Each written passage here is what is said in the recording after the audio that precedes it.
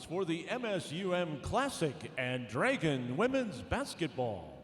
The first of two games today features the Michigan Tech University Huskies and your Minnesota State University Moorhead Dragons.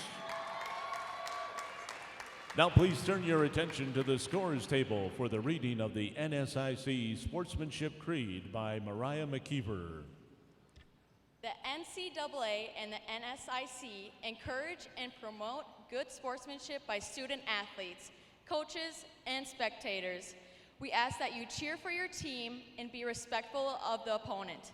As Division II student athletes, we support a diverse and inclusive environment, and we commit to fair play, responsibility, and respect. We invite you to support our effort. Roll Drags! Ladies and gentlemen, MSUM is proud to be a Yellow Ribbon campus, and at this time we invite you to please stand and remove your hats for the presentation of colors by the Vietnam Veterans of America Chapter 941 Northern Warriors. We also ask that you please remain standing in respectful silence following the anthem until the colors have been retired from the floor.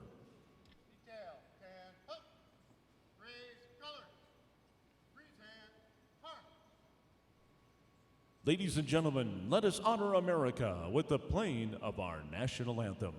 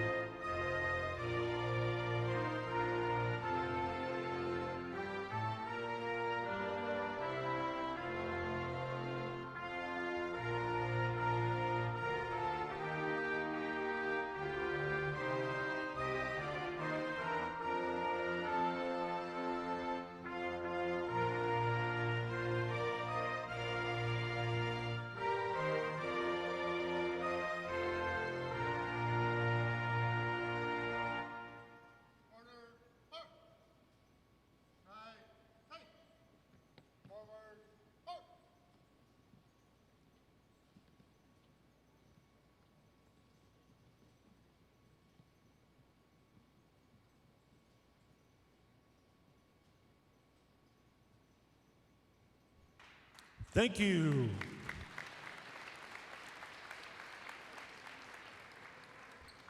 Now let's meet the starters. First of all, for the Michigan Tech Huskies.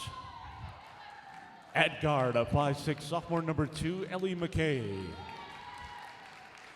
At guard, a 5'7" junior number 3, Cassidy Trotter. At forward, a 6-foot-tall sophomore number 10, Sloan Zenner. At guard, a 5'6" senior number 32, Ellie Welsh.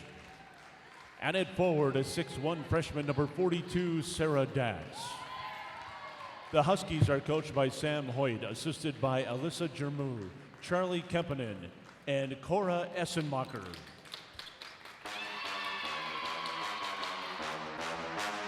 And now for your Minnesota State University Moorhead Dragons. At guard, a 5'5" sophomore from Dilworth, Minnesota, number 2, Natalie Steichen. At guard, a 5'8" junior from Fargo, North Dakota, number 12, Sarah Jacobson. At guard, a 6'2" junior from Richland Center, Wisconsin, number 35, Brooklyn Legal. At forward, a 6'2" senior from Lake City, Minnesota, number 40, Maddie Green. And at forward, a 6'2" senior from Rochester, Minnesota, number 51, Megan Hintz. Your Dragon head coach is Carla Nelson. assisted by Allison Swenson and Cassidy Thurston. Tonight's officials are David Peterson, Ann Schroeder, and Danny Weigel.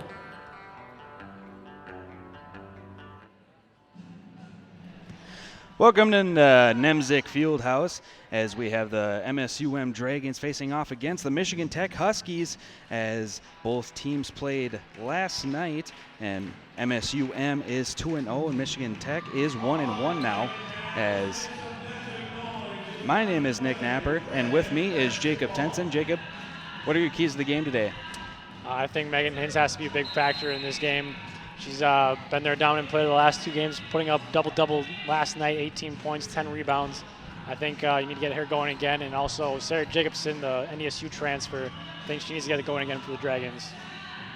All right, so starting for MSUM, number 2, Natalie Steichen, number 12, Sarah Jacobson, number 35, Brooklyn Legal, number 40, Maddie Green, and 51, Megan Hintz.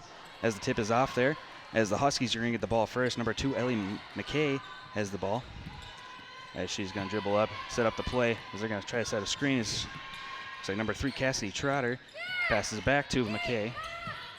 McKay dribbling it out, passes it back to Trotter. Trotter into number 42, Sarah Dax. Dax posting up, Hintz back out to Trotter. Trotter dribbles back in, does a little fake there and up, and she gets the first basket of the game.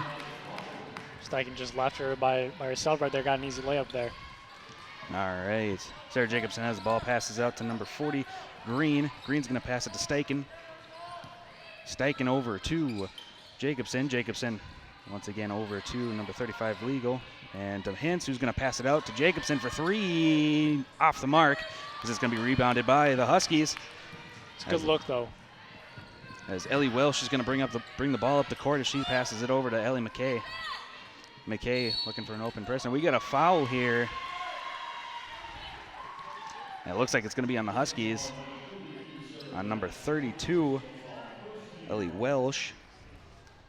But I like the Dragons' last possession there. Hintz got a post touch, and then she found Jacobson in the corner. It was a good look, just didn't happen to drop for him. All right, Steichen brings up the court, sets up the play, passes to Jacobson. Jacobson fakes. She's going to dribble back around, gets it out to Green, who turns it over, and it's going to be an easy layup there for number 10, Sloan Zenner. As right away, 4-0 lead here for the Huskies. As Jacobson's going to bring it back up the court. She gets it over to Steichen. Steichen looking for an open player. She gets it out to Megan Hintz. Hintz has the ball. She's going to drive in, up, and there's going to be a foul, and it's going to be a block. I believe that was on number 32, Ellie Welsh. She might have been in the circle. That's why they might have called it a block. Take a look here. So she was out of it, but. Nonetheless, Dragons are going to be sent to the line for 2 here. As Megan Hintz had a very great game last night. And last year had a good game, but last season she had a good year as she sinks the first one. Yeah, she'll be a little bit more of the focal part of the offense here. I mean, she was last year, but with Jackie Volkert gone, it's going to be the Megan Hintz show this year. As she sinks the second one, there's a little bit of pressure there by Steichen as they get it to number 12, Abby Botts. Excuse me. As Cassie Trotter drives it in, kicks it out to number 12, Botts. Botts goes up for the layup and is unable to get there, as looks like Jacobson's going to bring it back up the court. Pass it over to Hintz, who passes it to Legal. Legal going to drive in, pass it back out, and Green almost turns it over. She finds Jacobson wide open, and that's a Dragons 3. And that's what they need. They need some of those threes to drop. Jacobson got a wide open look there, and she needs to drill that like she did. So once again, Steichen applying pressure here as they're just going to pass it into Botts. Botts works it up the court. She's looking to set it up. Passes up to Trotter. Trotter's trying to wait for the play to develop. Passes out to number 10, Zenner. Zenner for 3. Misses. Hintz gets the rebound. Passes out to Jacobson, who's going to bring it back up the court. Over to Hintz. Hintz over to Steichen. Very closely almost turned over there. Steichen's going to dribble it around. She gets it back to Jacobson. Hintz is working very hard in the post. She's going to pop out, get the ball. Passes it in there to Green. And over to Jacobson for another made shot there is right away Jacobson with another basket. Looks like the Dragons are trying to get a post touch, as they should, with two great players in Maddie Green and Megan Hintz. And they're just finding people on the perimeter for nice looks at the three-point line. So McKay passes out to Trotter. Trotter for three, and that is going to be an air ball here. As we got 6:56 remaining here in the quarter. As it looks like now the Huskies going to apply a little bit of pressure here. They find a way to get it out to Jacobson, who's going to bring it up court. Just a simple man-to-man little press there with an extra helper on the person inbounding the ball. Steichen has the ball. She's going to pass it out to Green. Green passes it to Jacobson. Jacobson's underneath the basket. Passes it out to Green, who shoots it for three, misses it. Hintz with the rebound. And Hintz is going to go up and make another basket. It's tough. Jacobson had a good look at a layup there. I don't know why she passed that up, but ended up working out for the Dragons anyways. As we're going to get a three here, and that's off the mark as well. As Jacobson's going to bring it back. As Jacobson gets the ball. She's going to drive it in. She's going to bring it back out, pass it out to Steichen. Steichen looking for Hintz. Hintz is not going to be able to get open here. She's working hard in the post, clearing some space there. Steichen's going to get called for a travel there. So we're going to get some more substitutions here for the Huskies. Looks like number 23, Bailey McGurk, is in the game, along with number 20, Hannah Hobson. As Steichen's going to come off for the Dragons. Be replaced with number 10, Laura Fetch. As McGurk's going to pass it out to Zenner. Zenner's going to pass it out to Trotter. Trotter to number 32, Welsh. We're going to get a three-point shot off the mark there. As Fetch gets the rebound, she's going to bring it back up the court. Sets up the play here. Once again, Hintz is working her tail off in the post. So they're going to get it out to Jacobson. Jacobson over to Fetch. Fetch going to get it to Hintz. Hintz out to Jacobson. Jacobson's going to drive in. As we get a foul here. Credit Michigan Tech, though. They're making it really hard on the post players and Maddie Green and Megan Hintz to get open on the block, and they just haven't been getting the normal looks they get, or they have gotten in the last 2 years. Right, you are with that. Megan Hintz, she's definitely going have to make herself work and get the ball. As Jacobson gets the ball, passes out to Hintz. Hintz going to shoot a three and makes it. Megan Hintz looking like she's going to try to get another big game here for the Dragons. As here come the Huskies again. And you like to see that out of a post player, stepping out for the three. And she has a good-looking shot, and just hasn't been going in for it so far this year. Nice layup there by Bailey McGurk. Right, you are. That was a nice reverse right there. Jacobson brings it back up the court, gets it to Fetch. Fetch going to get a screen from Hintz. Hintz going to pop out. She's going to pass across court to Jacobson, who's going to shoot it and Great in. Pass. Great pass. She had a little window there to find her and threw it perfectly on a rope there to Sarah Jacobson. Number 30, Peyton Boom, is in the game along with Katie Tornstrom. Looks like number 14, Caitlin Meister, is going to get in. Ball over to number 42. That's Sarah Dax. And close turnover there for the Huskies as Bailey McGurk once again has the ball. She's going to drive in. 6 on the shot clock. She's going to go in for layup. Unable to capitalize on it, though, as Dragons are out running here.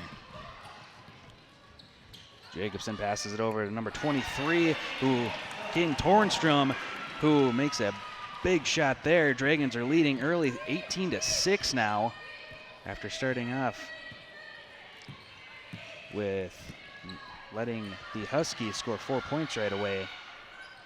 Yeah, and they're hitting a bunch of threes. I think that's their 4th or 5th three already this game. And another in-tight play here. Looks like Tornstrom's going to get the ball taken away from her as there's a little scrum on the floor. And we're going to get a jump ball here. As that's going to be a media timeout here. MSUM leading 19-9. First thing I do every morning when I get up is look out the window and see what the sky is doing. looking back on myself freshman year to who I am currently, it's a complete transformation. You walk around campus all the time, you see friendly faces, you see smiling faces, and people really, really love being here. For me personally, I was able to get the experience and the knowledge that I needed to be successful. I've had a pretty long journey to get here. Went to community college, changed majors, and MSUM has transformed my life just incredibly.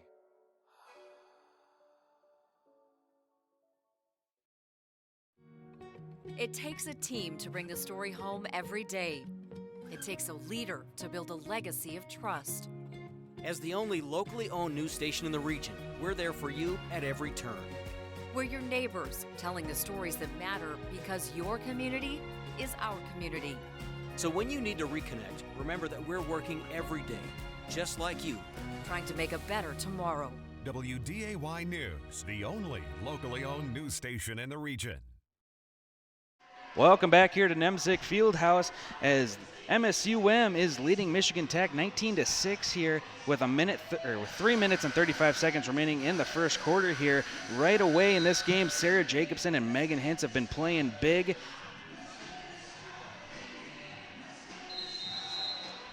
As Dragons ball here off of the tie-up, as it looks like Jacobson's going to be bringing the ball in here. Jacobson, like we have said, is an NDSU transfer. After NDSU had a very rough season last season, as looks like Tornstrom's going to go in for a layup and miss, as the Huskies are back on the attack here. As McGurk has the ball. She passes it over to McKay.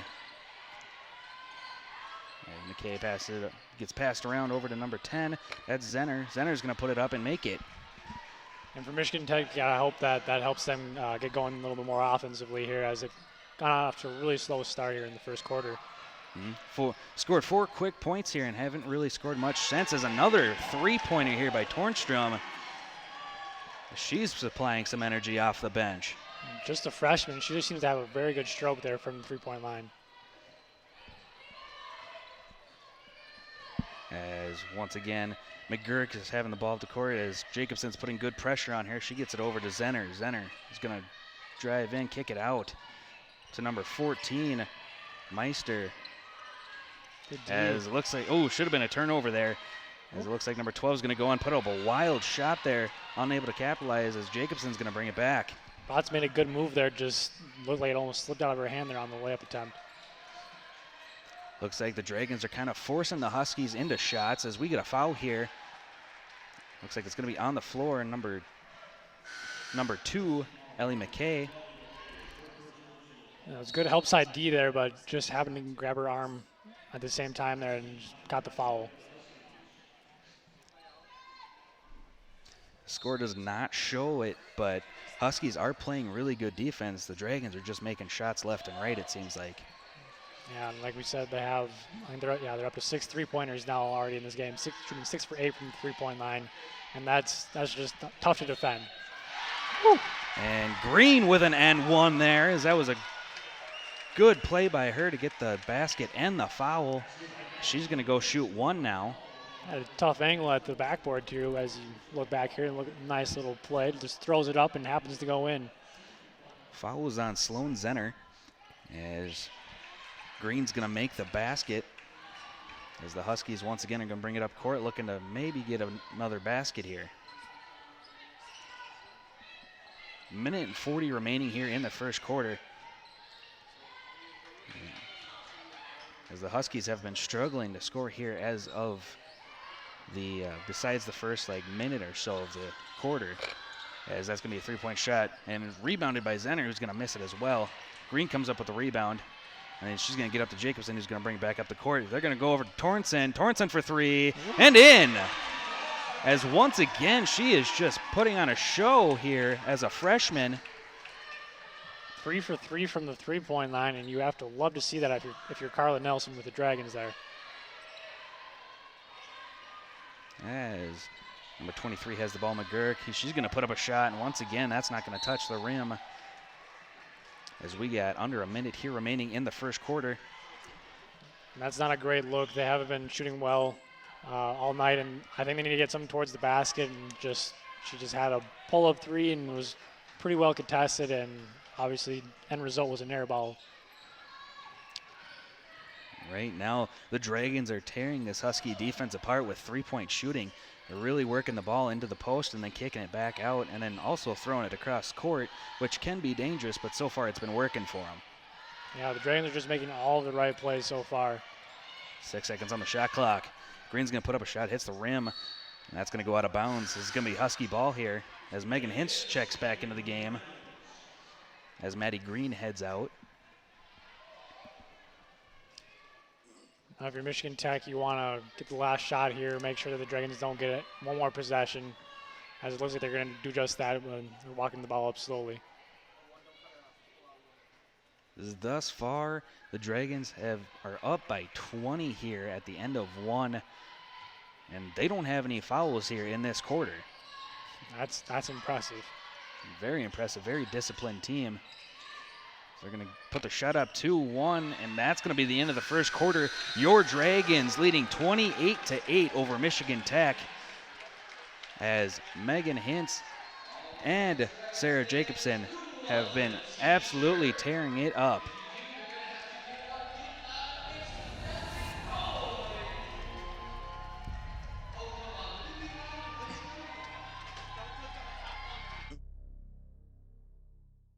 At Red Rock Ford, we're committed to giving you the best experience around. We've got the biggest inventory, including the largest truck inventory between Fargo and Billings. Top dollar for trade-ins with no games and no gimmicks. Our Red Rock Extra warranty on both new and used vehicles. And of course, rock bottom prices. They're the best, guaranteed. That's our rock-solid Red Rock commitment to you. So give us a try. You'll quickly find that Red Rock Ford is truly your truck headquarters. Heading to Fargo Moorhead to get away and have a little fun? Book your room at the highly rated Microtel Inn & Suites. It's conveniently located just off 8th Street and I-94. Clean rooms and all the amenities you need to relax and recharge after a fun day out. Plus, when you wake up, you can enjoy a free hot breakfast. What are you waiting for? Book your room today at the Microtel Inn & Suites in Moorhead. Call 218-284-4022 or visit microtelmoorhead.com. Welcome back here to Nemzik Fieldhouse as we have MSUM up 28-8 over Michigan Tech, and it doesn't look like it, but it's been a very strong defensive performance, specifically in the post for the Huskies. It's just they've been beaten by several three-pointers. Yeah, and like you said, they're doing a great job defensively on the bigs for the Dragons, but just offensively it's affected them because they just haven't had any sort of post presence, and the Dragons had 0 fouls that whole half. They just aren't being aggressive enough and driving to the lane. They need to do that more this quarter if they want to get back into the game here. As Huskies are going to get the ball here to start the second quarter. As it looks like it's going to be passed over to Trotter. Trotter getting a pick. She's going to kick it out to Zenner. Zenner kicks it over to Bots. Bots for 3. And Hintz is going to go in there and draw a foul. Looks like the foul is going to be on number 23, Bailey McGurk. She's saying, I didn't even try to grab her. It just happened. Mm-hmm. But that was another bad shot by Michigan Tech. They just settled for another 3 and once again off the mark. And that's something that we've seen so far in this Dragons offense is that they are working the ball around and creating those open shots as Steichen's going to bring it up here. Yeah, they're going at least 15 seconds into the shot clock, which there's absolutely nothing wrong with that, getting at least 3 passes each time. As Maddie, or no, because legal travels there. As that's going to be a turnover there. As Huskies going to get the ball back here. It is a 20-point game. And it happened very quickly, yeah. It seemed like. Almost at the blink of an eye. Like, you can live and die by the 3s, and when they're going in, they're good. As number 32, Ellie Welsh hits a 3 there for the Huskies, making them that double digits now. Steichen brings the ball up, gets to the Hintz. Hintz over to Legal. Legal into Boom. Boom across to Steichen, and Steichen is going to get hit, and it's going to stay with the Dragons here. Trying to find Hintz on the roll there, and now would be tipped by a Michigan Tech player. Sarah Jacobson, big audition then after last season. They're coming in from NDSU of all places. And so far, she's had a big impact on this game. She has 9 points, all of them on three-pointers. Yeah, and it's a big addition after losing a great player in Jackie Volkert at the point guard position. Sarah Jacobson has stepped right in and fit in well with this Dragon group. It looks like it's going to get tossed out to Jacobson, and Boom's going to come in out of nowhere and try to put a layup in. It's unable to go in. As the Huskies come back up the court, Trotter with the ball. Trotter is going to drive. She's going to kick it out for a 3. And another miss there, as it looks like after a few bobbles, Botts came up with a rebound and was unable to capitalize on an open net there. Jacobson brings it back up the court. The Boom over to Legal into Hintz, who's going to kick it all the way across to Jacobson. Jacobson over to Boom. Back out to Steikinson to Jacobson. 13 on the clock, and it looks like the ball was just thrown away there. As that's another turnover here in the second quarter. Hintz was trying to get position there in the lane, and just Jacobson threw it the wrong direction there as Hintz was trying to back up, and she threw it where Megan Hintz wasn't. Steichen once again applying full court pressure here, as the Huskies have not shown very good on offense. There's another forced shot there. As number 12, Botts, misses it once again. Steichen's going to race it up the court. Tornstrom gets the ball, passes it over to Hintz. Hintz to Steichen. Over to Tornstrom. Back in Hintz in the post as they double her. She's just going to keep working around. She does a little fadeaway shot there as Hintz makes the shot. And that's what Megan Hintz can do. She may have had the ball a little bit longer than she should have, but she ends up getting a nice look, which for most players that isn't a great look, but for Megan Hintz that's a great look. There's another 3-point shot thrown up there by the Huskies, as Dragons looking to try to create a little bit of transition offense. Boom's in the post. Passes to Steichen. Steichen's driving in. She drives back out, gets it over to Hintz. Hintz seems surprised by that pass. She gets it back to Steichen. 8 on the shot clock. Steichen puts it up and in. The threes are a fall-in for the Dragons. Yeah, the threes are a tale of two sides here. One team's missing every single three they take, and the other one's not missing a single one. And our fourth shot there is Boom played some good defense there. She gets it out to Steichen. Steichen could have been fouled there, but Steichen's going to bring it back up. She's going to shoot another basket for Steichen. She has 5 consecutive points here, making the lead 35-11 with 6:38 remaining here in the second quarter. Well, last possession, I didn't hate that shot by Cassidy Trotter. I mean, it wasn't a great look, but at least she started going towards the basket. As it looks like Ellie Welsh will just throw it away. The Dragons are going to be bringing in 3 subs here. As so far, like we have said, the 3 points are falling for the Dragons and are not for the Huskies, and that's basically been the entire story of this game thus far. Oh, absolutely. Full court pressure once again here for the Huskies, as they're going to get it into Fetch, and it's going to be a turnover. Fetch was unable to catch up to it. Botts has the ball. She passes it out to McGurk. McGurk holding the ball, setting up the play. Had a wide open person in the post, did not see her. It was number 20. Hobson gets the ball. She's going to pass it back to Zenner. Zenner's going to do a nice little layup there. I think Zenner has to get going a little bit more. It seems like she's really good off the dribble, and I think she just needs to do that a little bit more to get Michigan Tech some points on the board here. And right now, it looks like the Dragons are having a little bit of problem with possessing the ball right now. They've almost just turned it over there, and they've turned it over quite a bit here in the second quarter. Yeah, they've had a problem with that all season. They were averaging 15.7 turnovers a game, which definitely is not a great amount. As they set up an out-of-bounds play here as it's passed into Jacobson. And once again, looks like the Huskies are just jumping passes right now, as we're going to get a foul here on number 10, Sloan Zenner. And the Huskies are just trying to find a way to get back into this game. They're just playing the passing lanes really aggressive, and it's worked out for them once on the press break there, or on their press, and it almost worked there again. As Dragons still have the ball here, 18 seconds remaining on the shot clock, 5:52 in the quarter.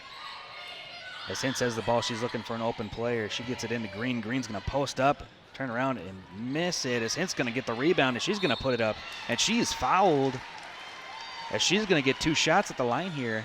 It just seems like Hintz knows where the ball's going to end up. That she just happens to be in the right place at the right time. It seems like almost every single time gets those offensive rebounds a lot. As the senior lines up for her first shot, and she makes it. Once again, the Dragons still have no fouls yet to this point in the game, as we're already a quarter and a half into it. As Hintz is going to leave the second one short. And it looks like we're going to get over the back here on number 35, Brooklyn Legal. There's their first foul. You jinxed them. I did. Should not have said anything. Huskies once again bringing the ball back up the court. Looking to set some pick and roll opportunities here as number 42, Sarah Dax, has the ball. She's going to drive in and throw a pass off the backboard. So that's going to be Dragons' ball. That might have, I don't know if that ever hit the out of bounds line, and Fetch grabbed it before it ever hit the ground. It did appear close there. As once again, pressure here by the Huskies. But Jacobson breaks the press quite easily. She's going to set up the offense. And setting a pick for her. Jacobson in. Looks like she was either trying to kick it out or she got blocked there, but nonetheless, Huskies have the ball going back the other way. And that's going to be a Husky turnover. As looked like she just basically dropped the ball, or she was already thinking about her first step. Yeah, she seemed like she thought she had the ball because she just stood there after it hit her hands. She's like, oh, never mind. I'm not going to grab this. I don't want it that bad. Dragons once again have the ball at the three-point line, pass it over to Hintz. Hintz going to find Fetch with the ball now, bringing it back all the way around. So it's going to be passed in to Legal. Legal is going to drive in. She's going to dump it off to Hintz, and Hintz is going to put it in there. Once again, Hintz gets great positioning there for an easy layup. Huskies with the ball now. Meister with the ball. She's going to drive in, pump fake, and then she's going to put it up and miss the layup. As Jacobson has the ball, she's going to lead the Dragons back on offense. She passes it over to Legal. Legal's going to take a 3 off the front of the rim. Hintz gets the rebound. She's going to put a shot up and in. Megan Hintz. One would say she's on fire, but then again, she is a Dragon. As the more MSUM Dragons are going to be leading 40-13 here. Another day. And just like every day, it never seems to slow down.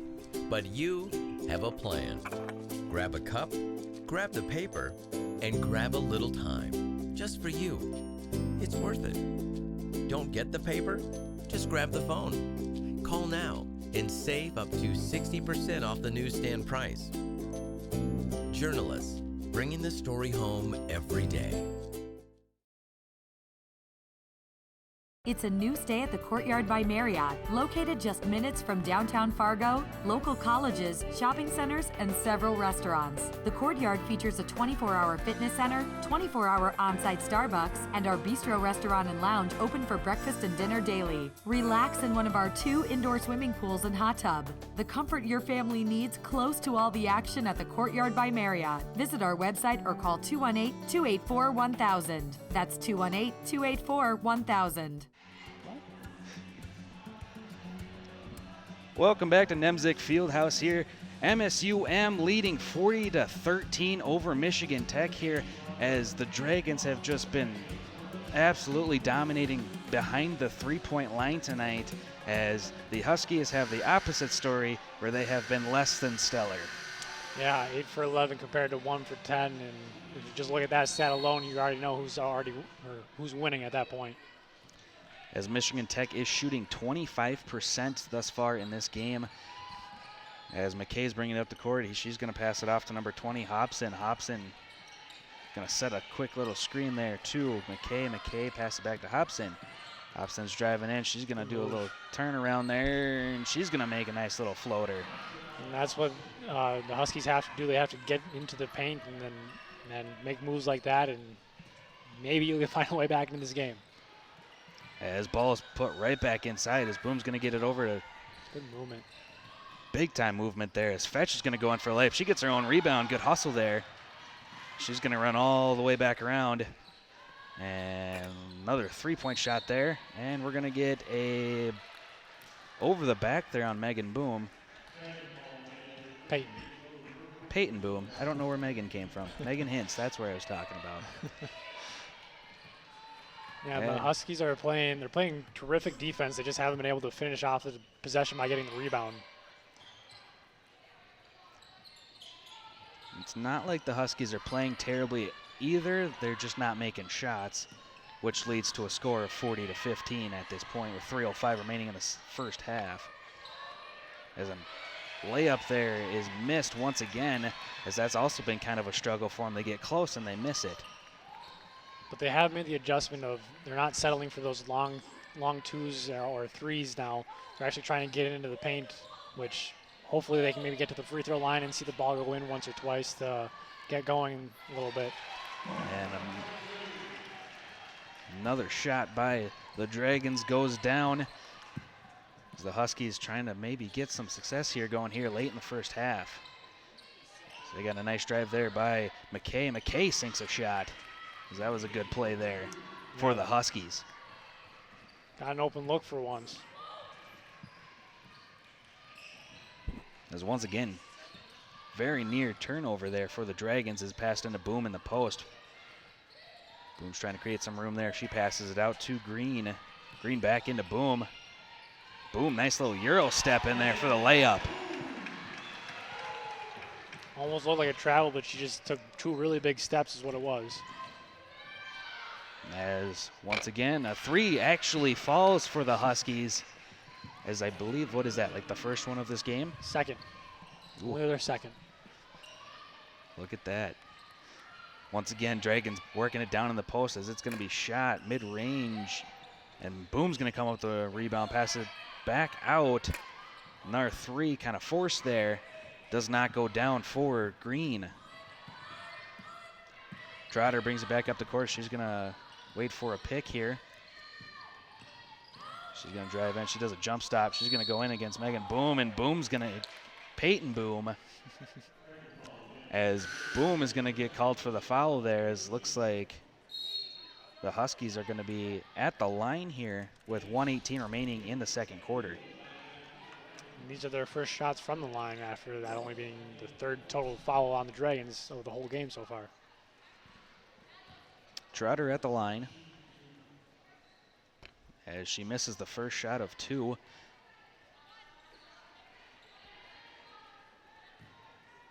As she takes a second shot, she misses that one, 0 for 2 on that one. Hintz is going to come up with a rebound there. Hintz up to Steichen. Steichen's just going to slow it down here with 1:10 remaining here in the second quarter. Sets up the offense, and we're going to get an offensive foul on Maddie Green as she plowed over a Husky. I didn't see what happened there, but I just saw two bodies at the floor, and here's the replay here. Oh yeah, she just plowed her over. Good old tackle football going on here during a basketball game. As Huskies back on offense here, Trotter driving in there. Nice drive and high off the glass and in. Nice little lefty lay-in. As the lead is now cut in half, 44-22 here late in the second quarter. As Dragons working the ball around here, killing some time. Get it over to Steichen. Steichen's going to pass it into Green. Green back out to Legal. Legal's going to shoot a three and puts it in. 25 seconds remaining here. Looks like Huskies are going to probably hold for the last shot.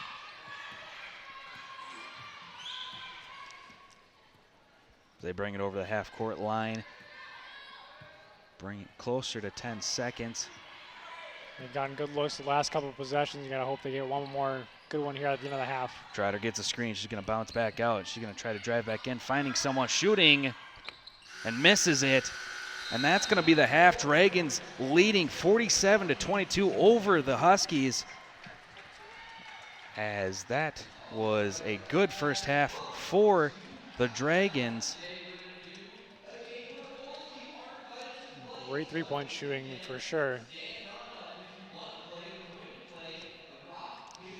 As we're going to be back after halftime here.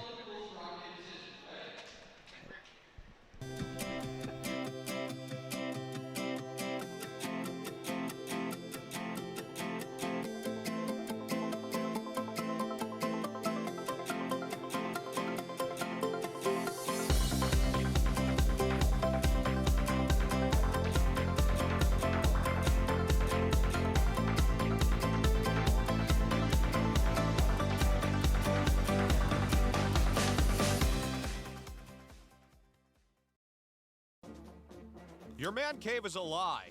It's not a masculine refuge, it's a basement in your wife's house. Caves don't have frilly craft store signs. Yell about it. In your man cave, no one can hear you scream. Wake up! Head upstairs and get to B-dubs, where the kegerators are just called taps. The wall color is TVs, and the wings taste like freedom. Also, your friends actually like coming here. Buffalo Wild Wings. Roar! Affinity Plus definitely seems like a credit union that cares about people. I've always had a good time whenever I go into my branch. I feel like I laugh every time. Like if they came into a bar, right, then they would be like the friend that you want to introduce to everybody. I talk about this credit union all the time because I think it's just like a gift to the world, because with my experience in the past, this has been just indescribable.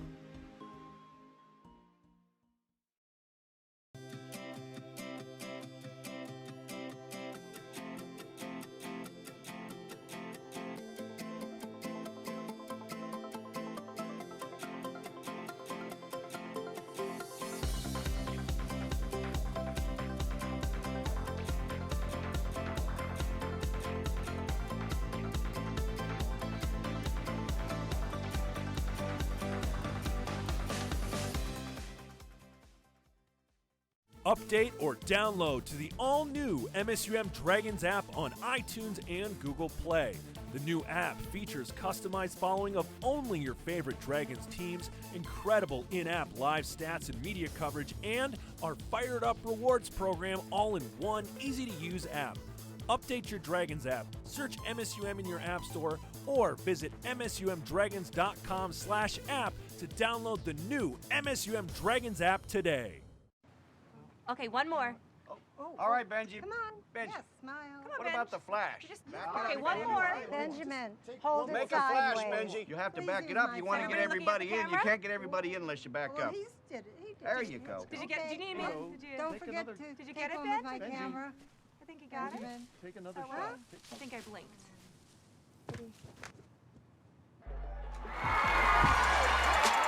Buffalo Wild Wings. Wings Beer Sports. Dragon Swim School is proud to offer year-round swimming and diving lessons with the lowest student-to-instructor ratio around. Lessons are available for all levels, including parent-child sessions and preschool. Help your child learn to love the water in a safe and caring environment with us at Dragon Swim School. Visit msumdragons.com/swim for more information.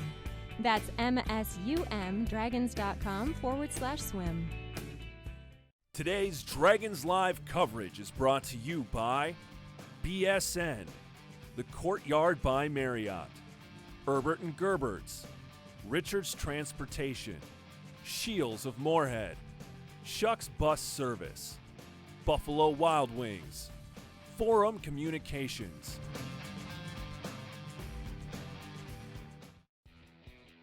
Hello everyone and welcome to your MSUM Halftime Report.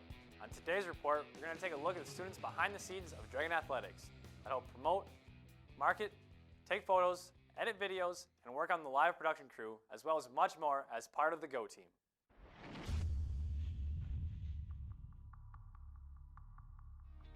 The Go Team, we like to call ourselves the champions of Dragon Pride. And what that means is that we want to be champions of the brand of MSUM Dragons. The clothes we wear and the comments that we make and just being positive and excited about being Dragons. And the other side of that is being good at what we do. We have a lot of opportunities to win awards, and we've won 13 national awards in the last 5 years. And so we want to be the best representations of our brand and champions in everything that we do, and helping our other Dragon teams become champions in what they're trying to do. It's an internship that's going to be different from anything else I think you're going to find, because we really strategically try to find the strengths of the individual and craft the role around those. So it's not just a cookie cutter, you're going to be doing this, you're going to be doing that. You really get to make the experience whatever you want it to be. And we're firm believers, and you get what you put into anything. And so the harder you work, the better the experience is going to be. And if it's surrounded around your strengths, you're actually going to enjoy it too. I'm Erin Lemaire. I am a production assistant and assistant student director at the Go Team. I joined the Go Team because it was a good chance to get experience in filmmaking in a more live production setting. I like a lot of different aspects of being on the Go Team. I like running the cameras and doing all sorts of the stuff with like the broadcasting, but I also like switching, pushing the buttons and doing replay, so all sorts of things. My name's Laurel Hoseth. I take pictures for the Go Team during athletic events. I've always kind of liked sports and I love photography, so I thought this would be a good fit since I know how sports work, and I kind of am learning about my camera, and so I decided to get more experience. I feel really proud that your work is being used and it's actually appreciated. I am Brent Keel. I am the audio video editor and production assistant with the Go Team. I joined the Go Team to put something on my resume that was beyond just I showed up to a class, and something to show employers that I have some real world experience. My name is Macy Miller. For the Go Team, I'm a promotions coordinator. So I get to handle all of the in-game promotions. Pretty much they give me a mic and I get to make everybody excited to be here. So that includes like running games, throwing out t-shirts. I get to smile a lot, so I really like that. If somebody was thinking about joining the Go Team, I would tell them to definitely just try it out. At least for a game or two, just to see if they like it. These people that you'll be working with have a lot of pull in your career, and they also give you a lot of experience that you'll need in order to start a career. There's a lot of real experience you can get that doesn't just apply to just sports. Producing it, in all honesty, is a really cool opportunity that we allow our students to have. And just getting involved on campus is a great way to meet people, network, and just have a good time. It's really easy to join the Go Team. All you have to do is go to msumdragons.com/GoTeam and fill out the application. It's just your name, phone number, email, and just send us your resume. We'll bring you in for an interview, get to know you a little bit, and see if you're the right fit culturally for what we're trying to do here. But go to msumdragons.com/GoTeam to apply today. I'm proud to be a member of the Go Team and happy to have the opportunity to support Dragon Athletics, doing what I love. Stick around for more Dragons basketball after the break.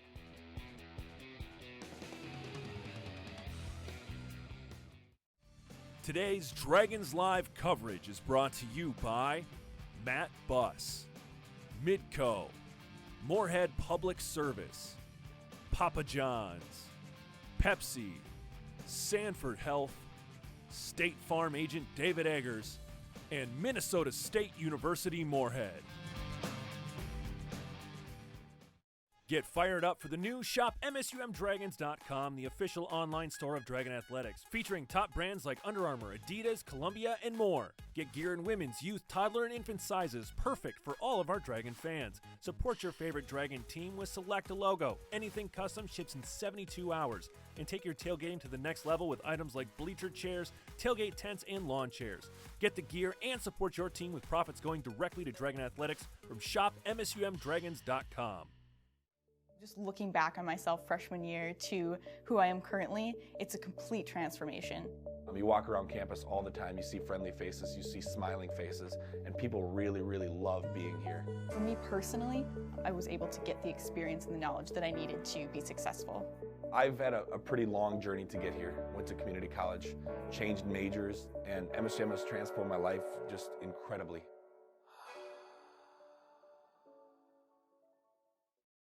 Update or download to the all-new MSUM Dragons app on iTunes and Google Play.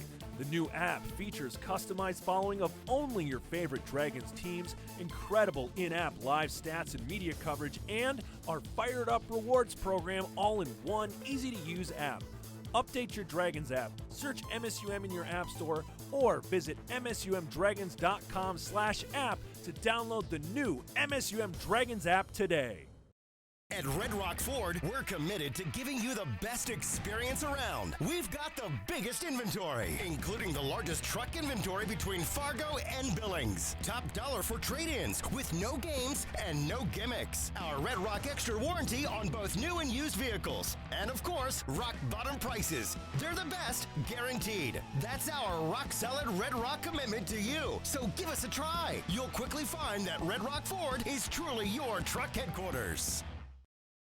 Heading to Fargo-Moorhead to get away and have a little fun? Book your room at the highly rated Microtel Inn and Suites. It's conveniently located just off 8th Street and I-94. Clean rooms and all the amenities you need to relax and recharge after a fun day out. Plus, when you wake up, you can enjoy a free hot breakfast. What are you waiting for? Book your room today at the Microtel Inn and Suites in Moorhead. Call 218-284-4022 or visit microtelmoorhead.com. Welcome back here to Nemzik Fieldhouse, where the Dragons are laying a beat down on the Huskies, 47-22 on a ton of three-pointer shot here, as we have some first half highlights for you. First one we have here, Sarah Jacobson with a nice three there. And we got a nice reverse here for Bailey McGurk. Once again, we have Sarah Jacobson hitting an R3. A very big key point there is the Dragons three-pointers there. Tornstrom hitting 2 in a row there, back-to-back. And she's been on fire here as of recently. McGurk with another three-pointer. As the Huskies have been struggling from downtown, but they have gotten a few in here. And once again, Megan Hintz been dominating today. A little bit of Coe mentality there with the fadeaway. And Brooklyn Legal once again with that final one there. As it's just been a very short game thus far. At least it seems like it's gone by very quickly. The Dragons just laid the hammer down right away in the first quarter. I believe they led, what, 20, it was like 28-8 in the end of the first quarter. I believe you're right. And yeah, haven't had many timeouts just because they've been dominated, so there has been a lot of adjustments that they've been able to make. And Michigan Tech only shooting 33% from the field. And they had been settling for a lot of jumpers to begin the game, and now they're trying to get to the lane, which is nice to see for them. Try to get maybe some free throw attempts. They've only shot 2 shots from the line, and they happen to miss both of them. But I'd like to see them get to the lane a little bit more in the second half. All right, and then you look, the Huskies, they were as low as 26% here from anywhere basically on the court. They just weren't getting anything to go. They were doing layups, and they were just bouncing out. They just was not on their side tonight thus far. Let's hope they can turn it around, make it a little bit of a game. For the Dragons, they're shooting 58% on the night, almost 59%, and they're 69% from three. Yeah, they have been on fire, especially from the three-point line. They were shooting, I believe it was 5 or 6 or 7 at one point, and they just haven't given up on that three-point ball, which I don't think there's a reason to if you're shooting 9 for 13. All right, and we will be back here for the beginning of the second half. Once again, Dragons leading 47-22 over the Huskies. Get fired up for the new Shop MSUMDragons.com, the official online store of Dragon Athletics, featuring top brands like Under Armour, Adidas, Columbia, and more. Get gear in women's, youth, toddler, and infant sizes, perfect for all of our Dragon fans. Support your favorite Dragon team with Select a Logo. Anything custom ships in 72 hours. And take your tailgating to the next level with items like bleacher chairs, tailgate tents, and lawn chairs. Get the gear and support your team with profits going directly to Dragon Athletics from Shop MSUMDragons.com. Another day. And just like every day, it never seems to slow down. But you have a plan. Grab a cup, grab the paper, and grab a little time. Just for you. It's worth it. Don't get the paper? Just grab the phone. Call now and save up to 60% off the newsstand price. Journalists, bringing the story home every day. It's a new stay at the Courtyard by Marriott, located just minutes from downtown Fargo, local colleges, shopping centers, and several restaurants. The Courtyard features a 24-hour fitness center, 24-hour on-site Starbucks, and our bistro restaurant and lounge open for breakfast and dinner daily. Relax in one of our 2 indoor swimming pools and hot tub. The comfort your family needs close to all the action at the Courtyard by Marriott. Visit our website or call 218-284-1000. That's 218-284-1000. Welcome back to Nemzik Fieldhouse here where we have the Dragons leading 47-22 over the Huskies. Dragons have been just absolutely dominating thus far, especially from behind the three-point line. Jacob, how did the Huskies get to stopping that three-point ball? They've been doing everything they can. They've been trying to get in the passing lanes. They just haven't gotten through them, and they're being a little bit too aggressive sometimes, so it leaves for open shots. Steichen passes it to Jacobson, back to Steichen. Steichen's going to drive in, kick it back out to Jacobson. Jacobson fakes, and she's going to drive in. Almost loses the ball there, then does, and then we got a foul here on the Huskies, because that's going to be on number 3, Cassidy Trotter. So Michigan Tech, they're closing out really quick. They just, like I said, they're being a little too aggressive, which has led to those open shots. And, I mean, being aggressive is probably a big thing for them right now, just trying to find a spark. Looks like they're going into the 2-3 zone, maybe that, to try and limit that three-point shot. It looks like a very flexible 2-3 zone there. The ball is inside to Maddie Green. Green's going to drive in. She's going to kick it back out to Jacobson, and we're going to get a offensive 3 seconds in the lane on number 40, Maddie Green. That's going to be a turnover there for the Dragons, which they struggled a little bit with there in the first half, but seemed like they got it under control towards the end. And another thing we haven't touched on is the Dragons are out rebounding Michigan Tech 24-10. A lot of those have come on the offensive side, especially from Megan Hintz and Maddie Green.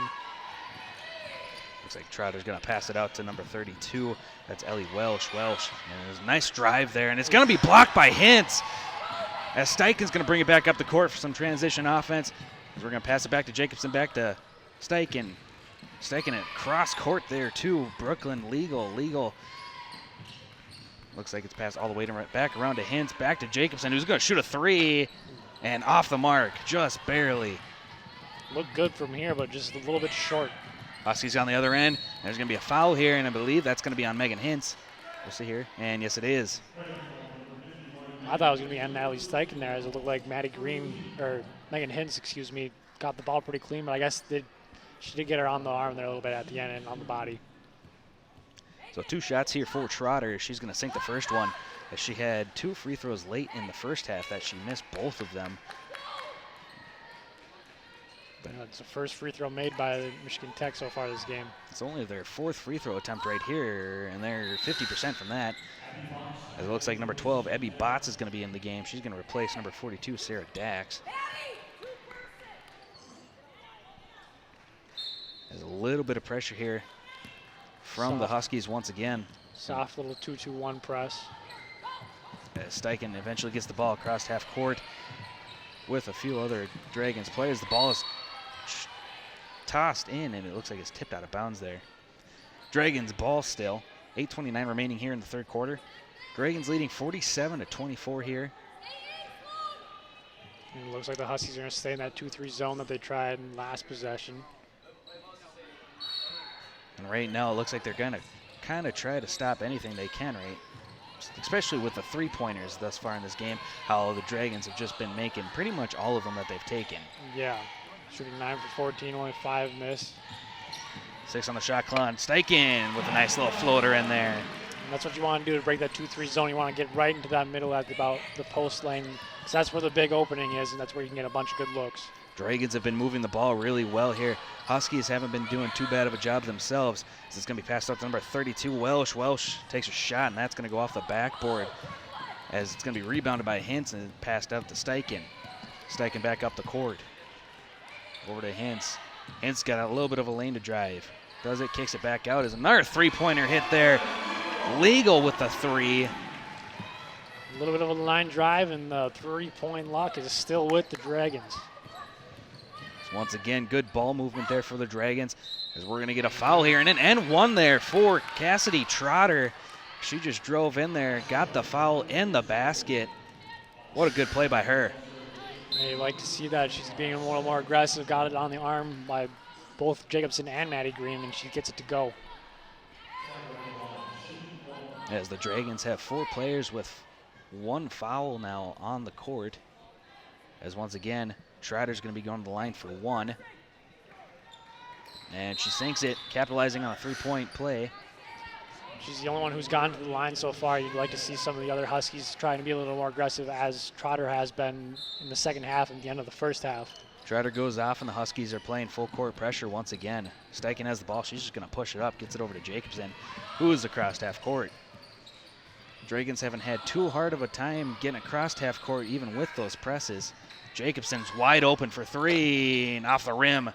And it looks like it's going to be Huskies' ball, as Brooklyn Leigel came in late and tipped it out.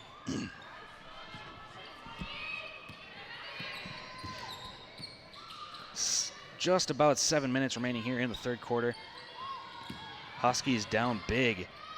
They're going to try to pass it around, set themselves up good. There's another 3-point shot here by number 12, Bots, as that misses. It's a good initial drive by Bots, and then they ended up settling for a 3 like they were doing in the first half there. It wasn't a great look. They need to get a little more movement on offense. Dragons tried pushing it up there. We're not able to get an open spot there. Steichen has the ball now. Steichen dribbles it all the way back around to the other side of the court. 8 on the clock here. On the shot clock, that is. Gets it to Hintz. Hintz is just going to, and that's going to be a shot clock violation here, as it looked like Hintz didn't know what to do, or looked like she was just unaware of the time on the shot clock remaining. Yeah, Carla Nelson can't be happy with that possession. Hintz was just sitting there with the ball for too long. As the Huskies come back on offense now. They're going to swing it around. Some screen action. And another 3-point shot there by Bots, and that's going to be a miss. She looks like she is definitely forcing those 3-pointers up like it is her job. Well, Hintz was sagging off on her, just almost daring her to shoot the ball, and she did, and happened what the Dragons exactly wanted with a miss. Hintz for 2 there. Nice little ball movement once again by the Dragons. I feel like a broken record saying they have just great ball movement there. Going to go into a commercial here. Dragons leading 54-27 against the Huskies.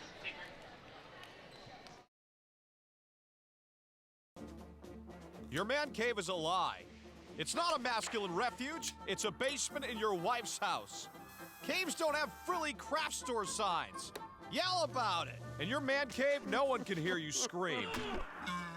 Wake up! Head upstairs and get to B-dubs, where the kegerators are just called taps, the wall color is TVs, and the wings taste like freedom. Also, your friends actually like coming here. Buffalo Wild Wings. Roar! Affinity Plus definitely seems like a credit union that cares about people. I've always had a good time whenever I go into my branch. I feel like I laugh every time. Like if they came into a bar, right, then they would be like the friend that you want to introduce to everybody. I talk about this credit union all the time because I think it's just like a gift to the world, because with my experience in the past, this has been just indescribable. Welcome back to Nemzik Fieldhouse here, as the Dragons playing very well tonight underneath Carla Nelson, the head coach, who is in her 20th season and also was the NSIC Coach of the Year last year. As looks like once again they're going to miss, the Huskies are going to miss an easy shot there, as they're going to swing it around, get a wide open shot there, and once again miss it. Boom with the rebound, and she almost turns it over. As it looks like Fetch is going to come up with it and bring it back up the court. A little bit of sloppy defense and a little bit of sloppy offense there to begin coming out of the break there by the Dragons. Dragons going to pass it back up to the top. Hintz passes to Jacobson. Over to Boom. As looks like 5 seconds remaining on the shot clock. Wild shot put up, does not hit the backboard. Hintz is going to put it up, and that's going to be another shot clock violation, as Carla Nelson is not happy. That is the second one of this quarter. Immediately goes to the bench and puts in Tornstrom. Tornstrom has been playing good tonight. She is 3 of 4 from downtown with 11 points tonight. Yeah, as we mentioned before, she's just a freshman, and she looks like she's going to have a good career here with the Dragons. And looks like we're going to have a media timeout. Dragons leading 54-27 over the Huskies. Libby here with another lesson. Okay, gotta make a list. Pay cable bill, research car insurance rates, get groceries. And my student loan payment is due next week. You look stressed. If you're worried about money, try riding Mass Bus. There is a bus stop pretty close to my job. I could give it a try. Awesome. More conditioner? Thanks a lot. He learned his lesson. Join us and take the challenge to ride green. This is more than a bundle. It's more than a combo deal. It's not just stuff. This is your home, your car. And you want to give them the protection they deserve. With home and auto insurance. State Farm agents get it. It's why they're here. In Moorhead, talk to State Farm agent Dave Eggers. Welcome back to Nemzik Fieldhouse here. Your MSUM Dragons are leading 54-27 over Michigan Tech. The Michigan Tech Huskies. As we're coming out of a media break here, it looks like it's going to be Husky ball here with 4:59 remaining in the third quarter. As Dragons lead big 54-27 against the Huskies. A little bit of full court pressure, just man-to-man. Fetch trying to speed up the Huskies a little bit. As the Dragons have been doing that every now and then, just applying a little bit more pressure. So the Huskies get it to number 12, Botts. Botts going to toss it across there to number 23, McGurk. McGurk inside. Hintz is going to pick that one off. They just weren't on the same page there, as looked like she was going to come closer to the ball, and then she thought that she was just going to stay there or stay put, and just a little bit off page there. Hintz going to turn her around, and she's going to get fouled there. She almost makes that. I thought she was going to put that down. I thought she was too. But she's going to go to the line there. Nice move to get to the baseline, just didn't quite get it down. She's going to go to the line for two here, and she's going to sink her first one. This Dragons team so far has done pretty good with the free throws. I think they've only missed one this far. Yep, I believe that'll put them at 5 for 6. Yes, 5 for 6. And once again, I jinxed them. I need Come to on, stop guy. saying stuff. All right. Huskies back up the court here. They're going to work it around a quick three-point shot there, and that's up and not in, as it's going to be an offensive rebound there. It looked like McKay came in and got the rebound, as looks like it was. I think it just went out of bounds. Yeah, it looked like it was just out of bounds there. So we'll look at the replay. It's a board over 3 Dragons there, and yeah, just blocked by, I think it was Boom. They get it in there. McKay has the ball. She's going to put up a shot, trying to draw a foul there. Unable to do so. Missed the shot. As a Drake. Not going to give it to her if she's not James Harden. As that girl right there might be James Harden. That's Tornstrom again with a 3. As she is just unleashing them tonight at a amazing rate. Yeah, now 4 for 5 actually from the three-point line. Yeah, it looks like she's going to pick up a foul here on the other end. Looked like she just pushed the Husky player over. As you look at the replay. Oh, I didn't touch her. Yeah, you did. As Huskies get it in here. Third foul of the quarter for the Dragons. Long shot missed once again. Dragons are doing a good job of forcing the Huskies into long three-pointers. Well, at this point, it seems like the Dragons are almost wanting them to shoot the three-pointers, because they're just setting off them like a couple steps just to stop the drive, and they're just allowing them to shoot those three-pointers because they are shooting a mere 2 for 17 from the three-point line. That's 11.8%. Good look. As, Tottingham had a not Tottingham. Oh, boy. Tornstrom had an open shot, but she bobbled it, and it's going to be kicked all the way back out to Jacobson, who's going to set it up with 15 on the shot clock here. If she would have caught that clean, I have no doubt in my mind she would have fired that one. As they work it into Hintz. Hintz going to drive in there. She's getting double teamed. It looks like going to have another foul here, and she's going to be sent to the line for 2 more. The loon? Yes. Looks like she might have almost gotten away with travel there, but she might have been fouled before she walked there. I would say she got fouled before that. As she sinks the first one here. As the senior has been doing a great job tonight. Yeah, this will be her 8th shot from the line already tonight. She misses the second one there. As the Huskies are going to work it back up the court. Look like they're trying to rush it a little bit here as they're going to pull back.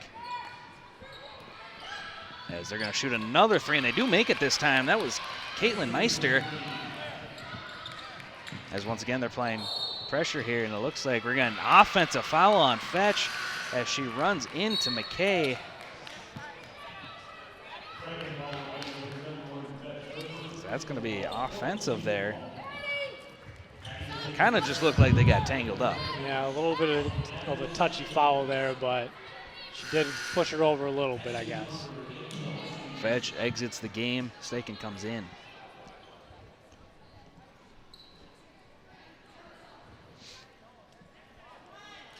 .235 remaining here in the third quarter here.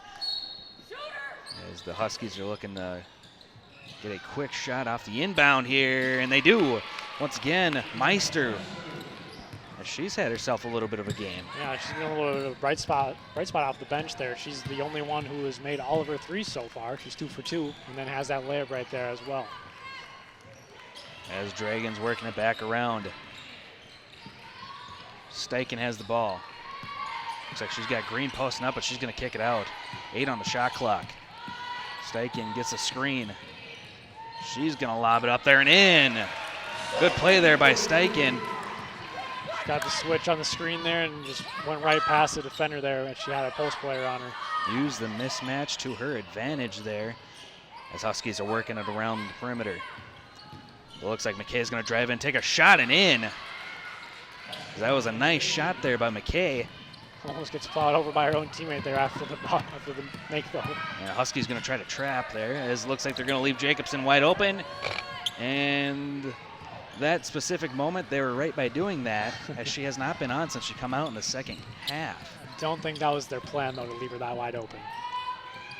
As we're going to get a nice shot there by Trotter. She finger rolled it up and in.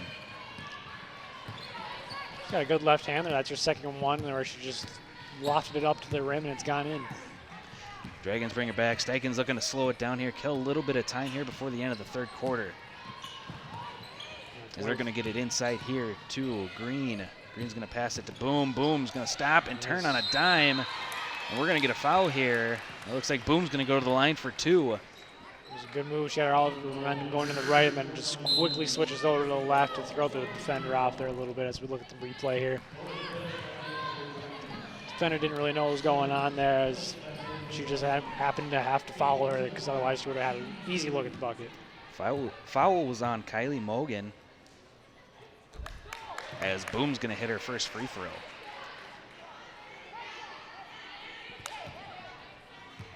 Dragons have been doing very good at free throws thus far in this game and on the season, as Carla Nelson always tries to make sure her team does very well at free throws because they're free points.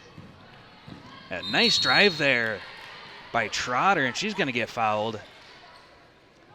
She's been pushing the action since she's gotten in here in the first and second half. Look at it, just blow by and gets body from, I believe they call it on legal.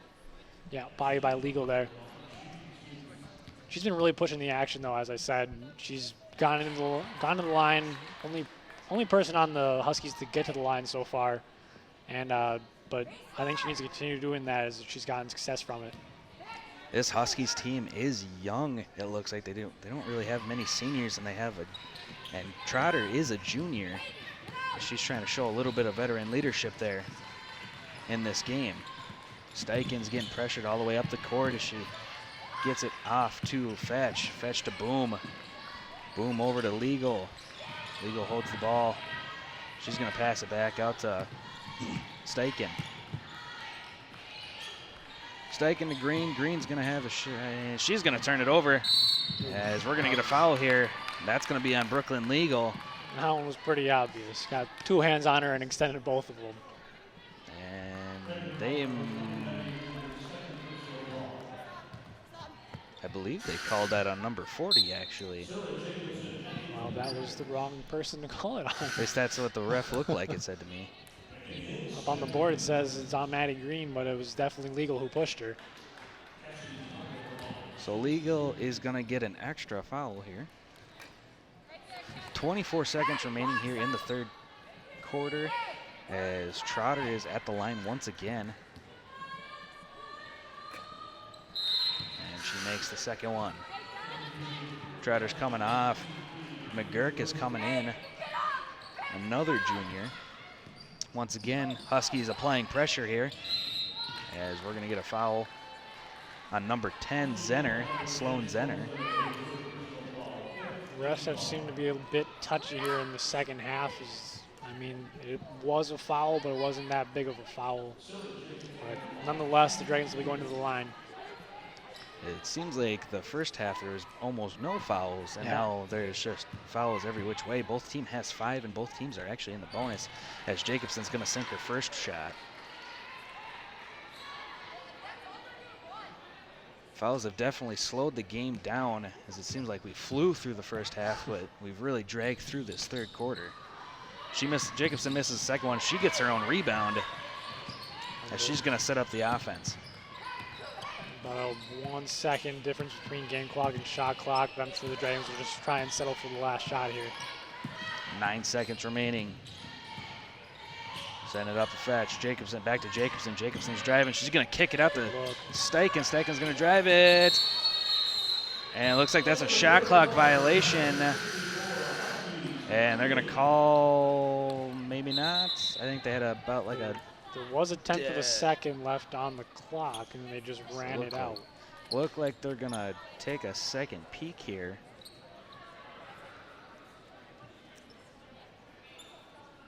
As the Dragons lead 64-38 here, possibly at the end of the third quarter. Looks like the players believe there's going to be time on the clock as they're still out on the court. And they're just going to try and figure out how much time is left on the clock, though. As I said, there was 0.1 on the clock before or after the shot went up, but they might get a little bit more than that. It looks like they are going to review this just to double check how much time is left, so that will slow down the game a little bit more. We're not going to be like Jay Billis, though, and complain about every single replay we go to there. As of right now, they've put 0.1, but they're going to double check it here. As Dragons are shooting 57%, almost 58% today. Yeah, 61.1 from the three-point line. If you're Carla Nelson, you have to be happy with those numbers. Or they should be thrilled with those numbers. Those are great numbers for shooting. And they're dominating still on the boards, winning the board rebound game 33-17. They do have 10 turnovers, I do believe, but yeah, that's about the only spot where they've kind of been struggling there. But credit the Huskies defense. They've been in those passing lanes all day, and they've been playing aggressive defense. How does Carla Nelson adjust for all the turnovers? How is she going to try to fix that here going on with this season? Just got to get with your guards, because I think their guards have been a little bit sloppy here. Just focus on the ball handling and just work on press breakers, because it seems like the press has been their biggest, or going against the press has been their biggest flaw. So just some practice, I would work on a little bit more press breaks a little more often. All right, they did put 0.3 back in the clock. Not impossible to get a shot off. More improbable than anything, but. Yeah, you have to get going towards the basket, too, which can be tough as the Dragons apply a little bit of pressure, too. As touch, buzzer, that's going to be the end of the third quarter. Dragons are leading 64-39 over the Huskies, as we'll be right back with you for the fourth quarter. Update or download to the all-new MSUM Dragons app on iTunes and Google Play. The new app features customized following of only your favorite Dragons teams, incredible in-app live stats and media coverage, and our fired-up rewards program all in one easy-to-use app. Update your Dragons app, search MSUM in your app store, or visit msumdragons.com/app to download the new MSUM Dragons app today. It's a new stay at the Courtyard by Marriott, located just minutes from downtown Fargo, local colleges, shopping centers, and several restaurants. The Courtyard features a 24-hour fitness center, 24-hour on-site Starbucks, and our bistro restaurant and lounge open for breakfast and dinner daily. Relax in one of our 2 indoor swimming pools and hot tub. The comfort your family needs close to all the action at the Courtyard by Marriott. Visit our website or call 218-284-1000. That's 218-284-1000. Welcome back here to Nemzek Fieldhouse. Dragons leading big, 64-39 over the Huskies as we're just going into the fourth quarter. As Dragons have just been dominating in pretty much all areas besides the turnover area. Yeah, they've been a little bit sloppy, but as I said before, credit the Huskies defense. They've been very aggressive, which has led to open shots for the Dragons as well, which has allowed them to shoot as well as they have been shooting here today.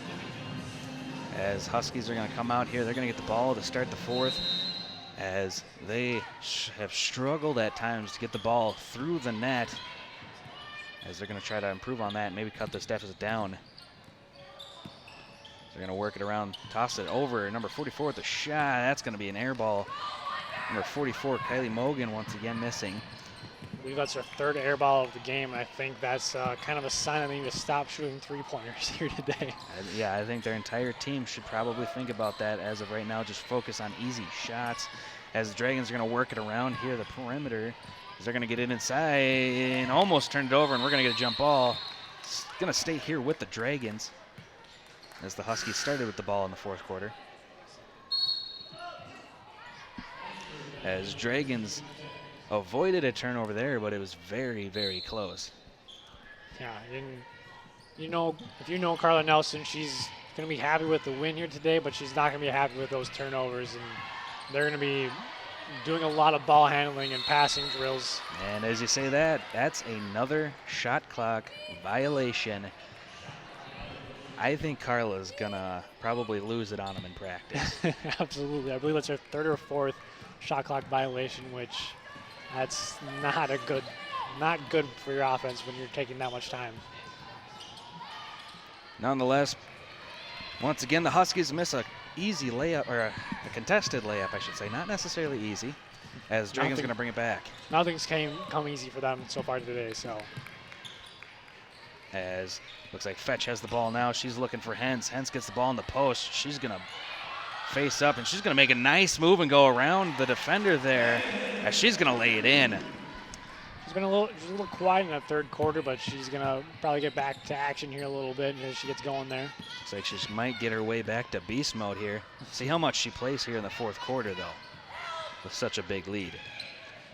And another shot missed there by Zenner as Steichen went down. Dragons maintain possession here. About 8:15 remaining in the fourth quarter. Jacobson gets a screen from Hintz. Passes it out to Green. Passes back into Hintz. She looks for a cut, and it's going to be stolen there. Another turnover for the Dragons. It was the right idea there. Just Jacobson just wasn't quite open there, but it was a good look. Quick shot right away for the Huskies. It looks like Green's going to try to get the rebound, but she fell. But she gets it out to Steichen, and Steichen's just going to move up the court as fast as she can. And she's going to go in for a layup, and she gets fouled. And she's going to go to the line for two here, as that was a good job by Steichen to move up the court very quickly. Yeah, she's just a little hezzy, which just fools the defender a little bit as the hesitation just kind of threw the defender off, and then just had to foul because Steichen was passed through there.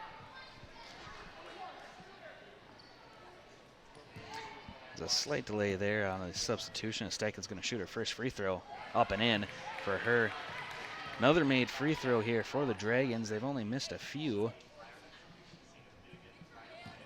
As she sets up for the second one here. And she misses the second one. And the Huskies come up with it as they bring it back up the court. Dragons were shooting well from the free throw line earlier in the game, but now they've kind of squandered off a little bit here, now only shooting about 70%, which isn't bad, but it's not great, especially for a Carly Nelson coach team. As looks like the Huskies might have gotten away with a travel there, but they do get a three-pointer there. That was number 44, Kylie Mogan. Well, they didn't listen to us. They kept shooting threes. I guess it was a good idea. So very few three-pointers made for the Huskies here, but they have gotten a few to go down in this half.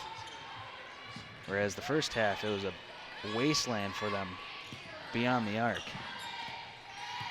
10 seconds on the shot clock. Steichen has the ball. She's going to drive in. She's going to kick in. She's intercepted there. She's trying to find Jacobson on the pass. Huskies are going to bring it back up.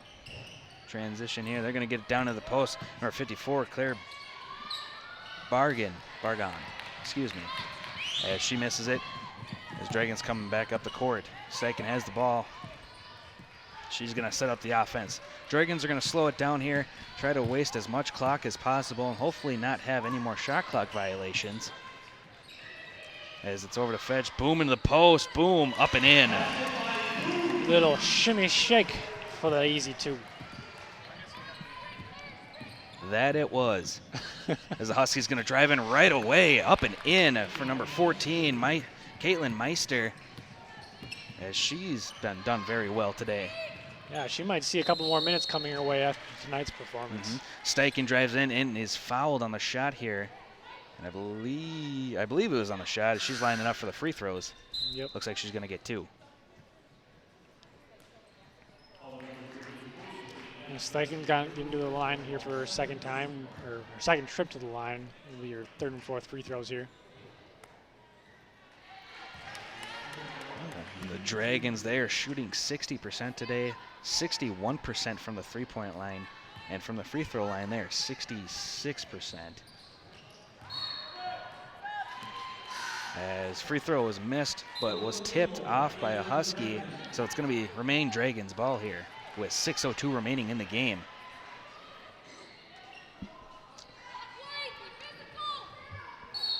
And with Megan Hintz on the bench now, I'd be surprised to see her come back in with the lead as it is. And a nice play there by Jacobson. She's unable to capitalize there. She bounced it off the back of the defender. Smart play.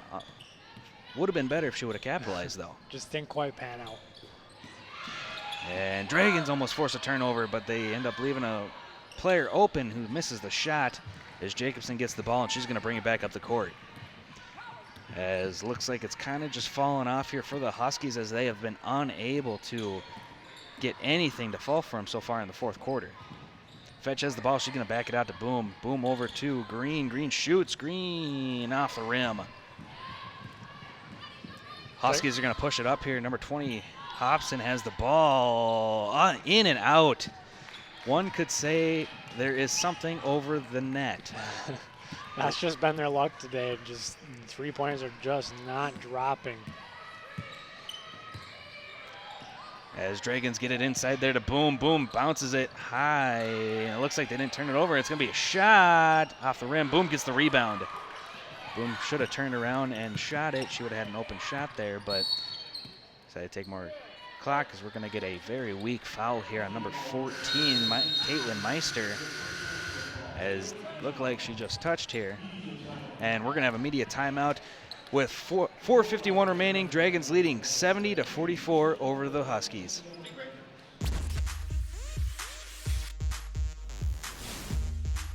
Jacks just rushed 4 and they're going to get home. Going for Wanzik in the end zone. What a catch! To the air on 3rd and goal. Tight end Brett Sampson. And they're going to look for Enoch. Enoch, touchdown. 2-point conversion is good, and Brandon Valley takes the 1-point lead to win the game. And Pierre Strong is going to carry it all the way in for a Jackrabbit touchdown.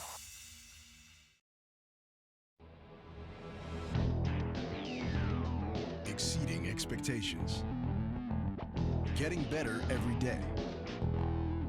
It doesn't happen by chance.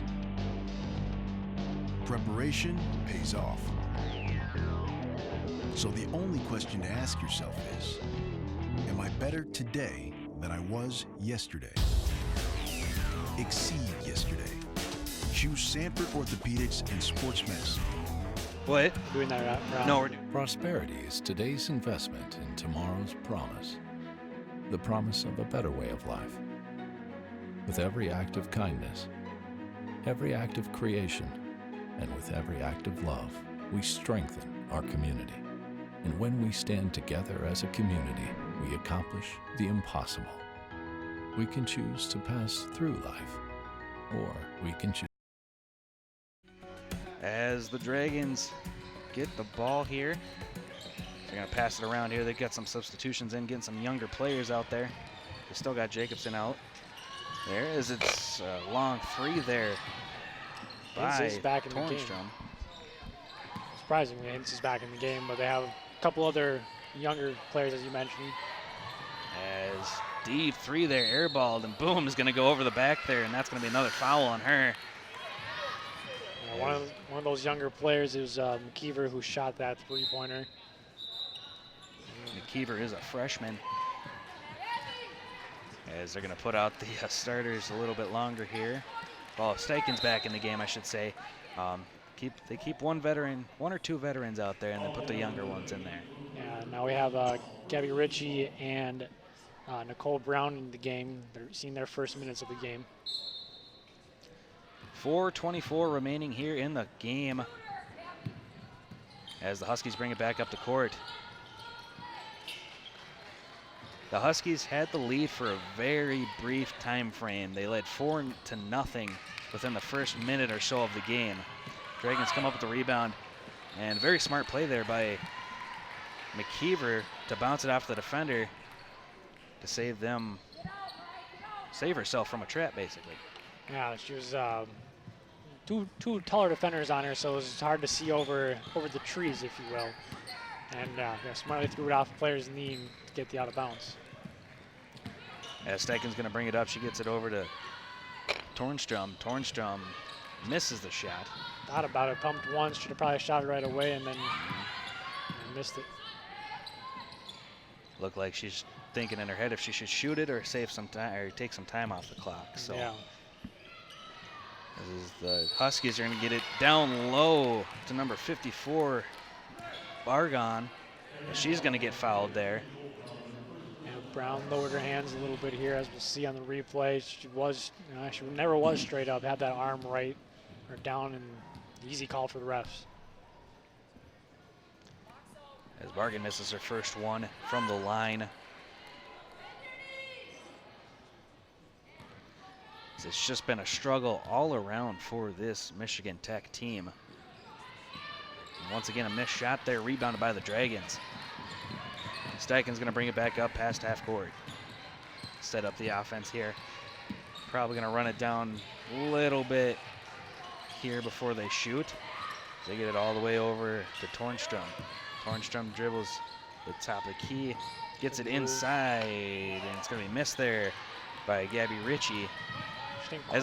Didn't quite get her hip turned enough to get face towards the basket. Otherwise, it probably would have been a little easier look for her. Cross-court pass, dangerous pass there. It's almost picked off. A deep three here, and it's in. Number 44, Kylie Mogan, with a long three-pointer. That'll be her second of the game. After airballing her first one, she's hit 2 in a row now. As she's heating up here in the final minutes of the game. A little bit too late, though, for that. Too late to apologize, I guess. As Dragons going to get it in here. As McKeever with a shot, as she makes it for 2. Extending this lead to 72-47. As another three here is made. As they're going on a roll here from downtown, as Hobson made that one. Once again, a little too late. Yeah. As there's a timeout here for a substitution here. As Thuringer comes into the game along with Fetch. It is a 22-point game with 2:12 remaining here in the game, as the Dragons, have pretty much dominated all sides of the ball. Yeah, basically from the tip, except for that first little minute where we were down 4-0, but they've dominated ever since. This Dragons team did not lose many players this last offseason. They lost Jackie Volker, which was big, but they also got some key additions as well. Yeah, Sarah Jacobson stepped right into that role, and Torringer's been a big spark off of them for the bench with her three-point shooting, and I think they'll be just fine. As Carla Nelson is still screaming from the sideline, as that is just her personality. She is very competitive, one would say. The game isn't over until the final horn sounds. As Dragons get a rebound there.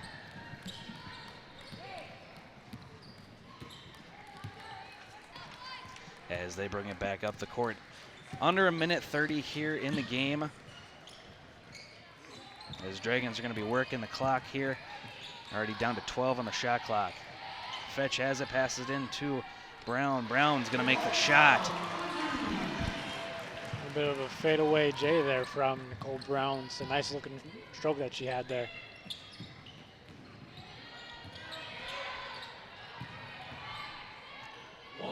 Nicole Brown is 6'3" as a sophomore.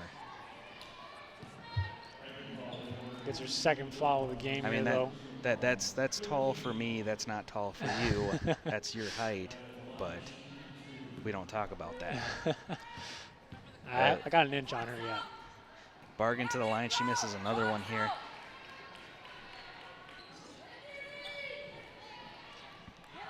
As we are under a minute, literally a 10th of a second under a minute remaining. As she misses the second one here as Dragons rebound. McKeever brings it up the court. She was close to half court there when she passed it back to Fetch, but yeah, and she almost walked with it too. Young player, gonna make a few mistakes. Well, it doesn't show up though because nothing was called. So.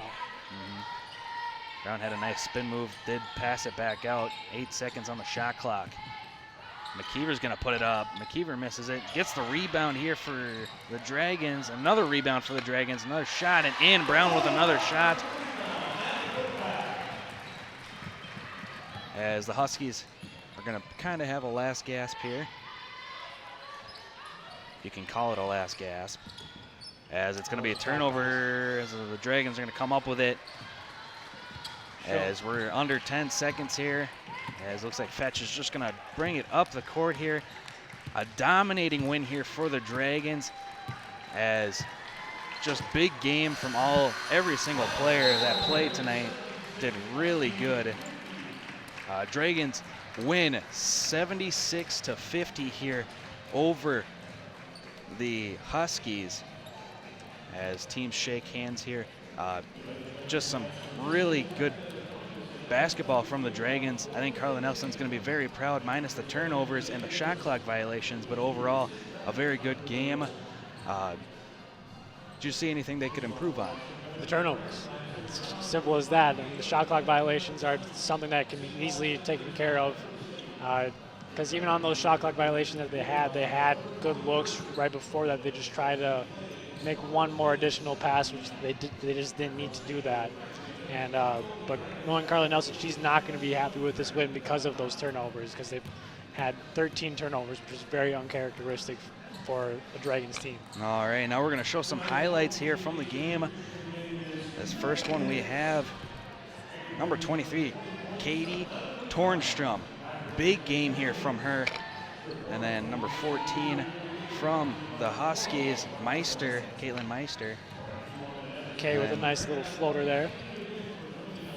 Hint's going to work in the post, and she had a nice little drive in there. As Megan Boom comes in with a nice little turnaround hook shot there. Just overall, a very good game for the Dragons. Huskies, they didn't play terrible basketball. They just couldn't hit a shot to save their life. Yeah, they just met a better MSUM team, and Dragons just were hitting shots consistently in the first half. Slowed down a little bit in the second, but it was just great. It was good overall defense by the Huskies. They just couldn't catch a break with the three-point shooting of the Dragons. All right, and we got one more game tonight that we're going to be broadcasting. We got about 30 minutes until that game kicks off. It's going to be MSU Denver versus St. Cloud State, as that's just going to be another competitive game here, as both teams Huskies coming off of the win last night against Michigan Tech, and US Denver coming off of a loss, big loss to MSUM. All right. Well, thank you for watching this presentation of Dragons basketball. We'll be back in about 30 minutes with the next game.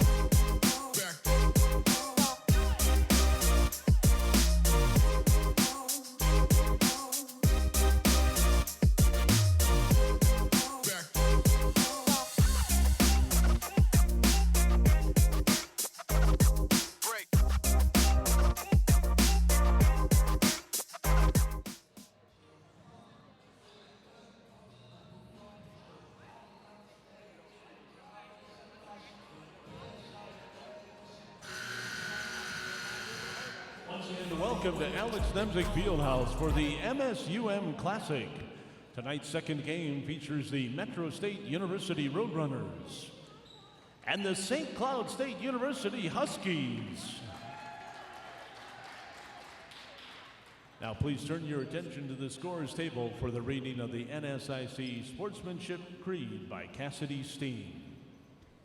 The NCAA and the NSIC encourage and promote good sportsmanship by student athletes, coaches, and spectators. We ask that you cheer for your team and be respectful of the opponent. As Division II student athletes, we support a diverse and inclusive environment, and we commit to fair play, responsibility, and respect. We invite you to support our effort. Go Huskies! Ladies and gentlemen, MSUM is proud to be a Yellow Ribbon campus, and at this time we invite you to please stand and remove your hats for the presentation of colors by the Vietnam Veterans of America, Chapter 941 Northern Warriors. We also ask that you please remain standing in respectful silence following the anthem until the colors have been retired from the floor.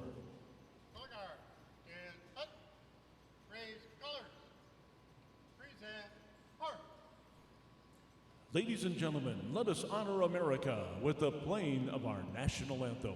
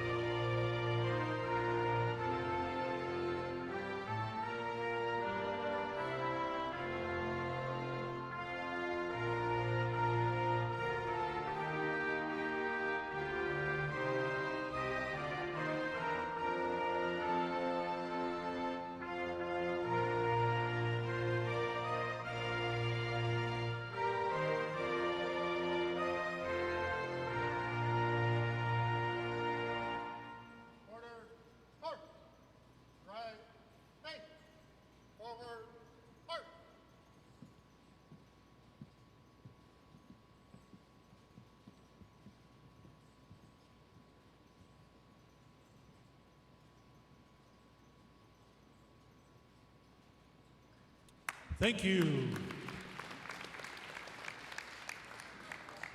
Now let's meet tonight's starters. First of all, for Metro State, for the Roadrunners.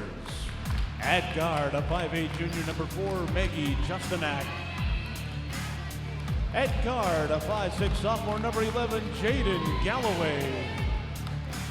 At forward, a 5'10" redshirt freshman, number 12, Jayla Richardson. At forward, a 5'10" senior, number 21, Bree Wellington. And at guard, a 5'7" junior, number 22, Mariah Schrader. The Roadrunners are coached by Tanya Hobby, assisted by Alexa Hardick and Taylor Proctor. Now let's meet the starters for the St. Cloud State Huskies. At guard, a 5'8" junior, number 2, Tori Warts. At guard, a 5'9" senior, number 4, Madeline Dahmen. At guard, a 5'8" sophomore, number 10, Brenna Evans. At forward, a 6'2" junior, number 40, Nikki Kilbottom. And at forward, a 5'11" sophomore, number 45, Katrina Tice. The Huskies are coached by Lori Fish, assisted by Jessica Hartman. Tonight's officials are Chris Heisey, Brady Solom, and Michael Colmus.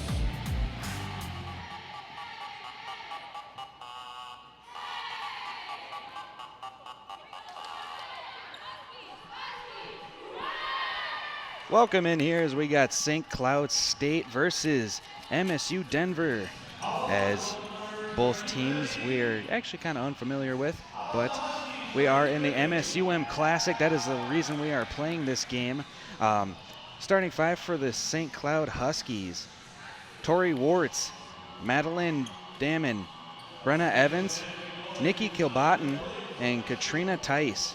For MSU Denver, you got Maggie Justinak, Jaden Galloway, Jayla Richardson, Bree Wellington, Mariah Schrader. As we got the tip here. And looks like the Huskies come out with it. As Tori Warts is going to drive. And then she's going to kick it out there to a wide open Madeline Damon. And she's going to miss the shot. It looks like offensive rebound. Another missed shot here. Another offensive rebound. Up and in for Katrina Tice. As the Huskies are going to jump out to an early lead here. Good initial drive by Ward. Set up a good look, but then the rebounds being strong inside by St. Cloud State. And here come the Roadrunners inside here. Number 12, that's Jayla Richardson, as it's back out on the perimeter. Jaden Galloway drives in, passes back out as number 21, Bree Wellington, drives back in and misses a layup. I think Galloway should have went up with that right away. She would have had a better chance of, or would have had a little less pressure on her. Kilbottom was trailing her, but I think she could have easily gotten that layup up. Brenna Evans has the ball, passes it over to Katrina Tice at the perimeter, over to Tori Warts. Warts has the ball, shot clock going down here. She gets a nice shot there. Tough shot. As Huskies jumping out to a 4-0 lead here in the first quarter. She has been their go-to scorer early in the season so far, averaging 16.5 points per game with 18 last night against Michigan Tech. As looks like the Roadrunners are driving in here as they're going to kick it back out. A lot of dribble, drive, and kickouts here so far for the Roadrunners. So they're looking to set up some easy baskets here as they do get one, as Bree Wellington gets the layup off a nice pass there from Justinak. Yeah, it was some good ball movement there by Metro State. As the Huskies are going to set up their offense now. Pass to the perimeter. A nice little off-ball screen there. Is going to get number 40, Nikki Kilbottom, as she's going to do a nice little turnaround and get the shot in. And kind of like our last game, Kilbottom's kind of like a Megan Hintz kind of player is. You want her to touch the ball almost every possession because she'll make a good play off of that. Roadrunners are going to turn it over here as a wild pass was not caught by Justinak. As it is going to be Huskies ball. A little bit of a sloppy possession there, but it's early in this game. Good defense. Wild pass inside, gets deflected off the backboard as the Roadrunners are going to take possession. Justinak brings it up. She's going to toss it over to number 22, Mariah Schrader. Nice little runner. Roadrunners get another bucket there. Quick game being played so far. A lot of passing, a lot of quick ball movement.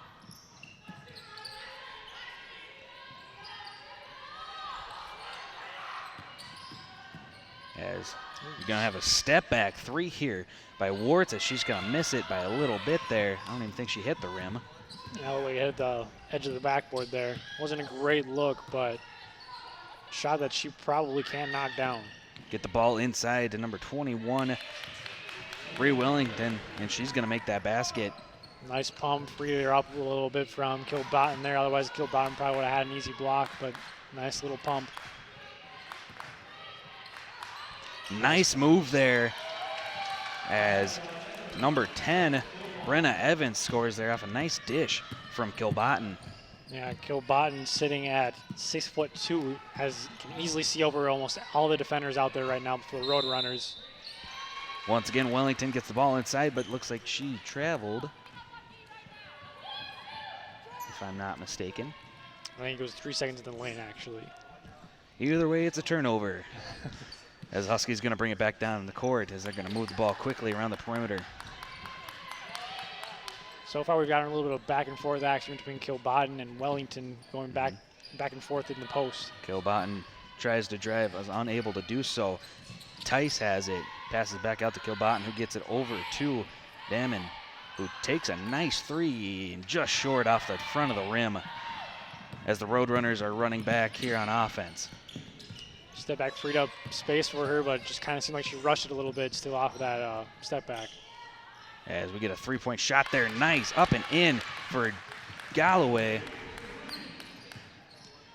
It's the first three-pointer of the game for either team. These Roadrunners fell down early, but now they are in the lead by a point, 9-8.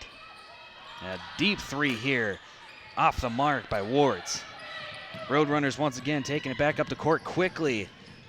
And Galloway with the nice coast-to-coast layup. She just sped past everyone there on that layup there.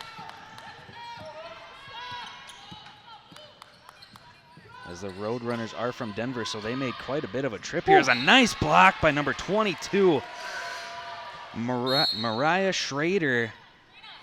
And she kind of came out of nowhere on that one. Well, I think she saw that coming the whole way. She just trailed it a little bit and just timed it perfectly for the nice block. Got some substitutions here for both teams, as the Huskies are going to go look to set up an out-of-bounds play here. They get a player open. That's number 2. That's Tori Wards, and she's going to make the nice basket there. So that was a good play off the inbound. I got a nice wide-open look there. Roadrunners throw it inside. That's Kelsey Pichelle now back out to the outside. Number 4, Damon has the ball. She misses a shot. As the Huskies get the rebound, they're going to bring it back the other way here. Kilbotton has the ball over to Wards.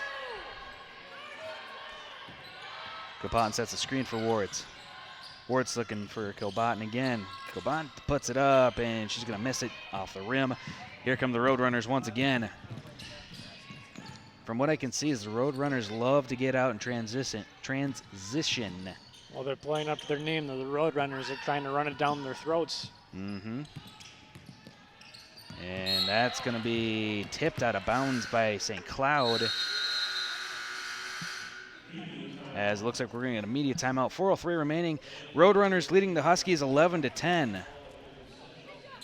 At Red Rock Ford, we're committed to giving you the best experience around. We've got the biggest inventory, including the largest truck inventory between Fargo and Billings. Top dollar for trade-ins with no games and no gimmicks. Our Red Rock Extra warranty on both new and used vehicles. And of course, rock bottom prices. They're the best, guaranteed. That's our rock-solid Red Rock commitment to you. So give us a try. You'll quickly find that Red Rock Ford is truly your truck headquarters.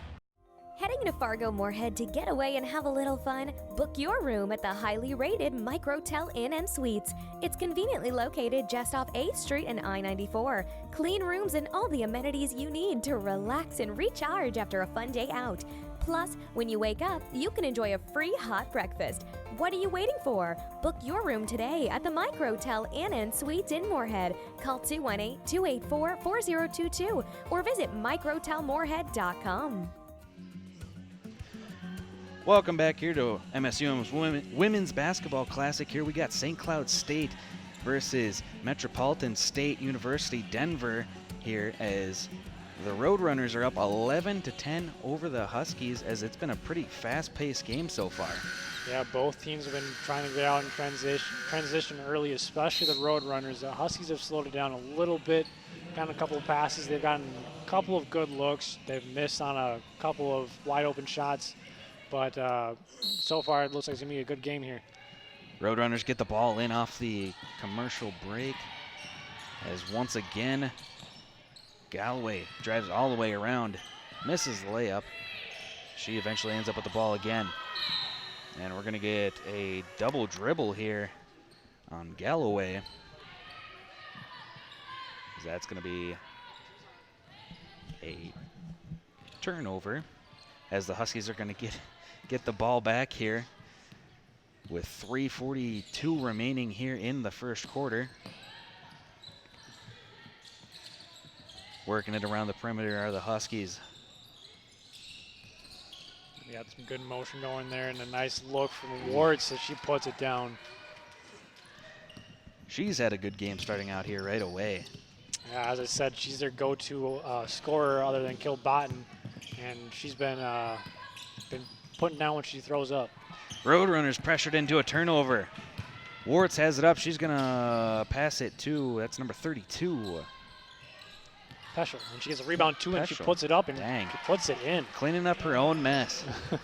Well, and she didn't do much of cleaning up. It just happened to fall right back into her hands. Correct. Roadrunners have the ball now as it's a weird little not pass as they take a three, and it was too long as the Huskies come up with the rebound. Looks like Peschel has the ball.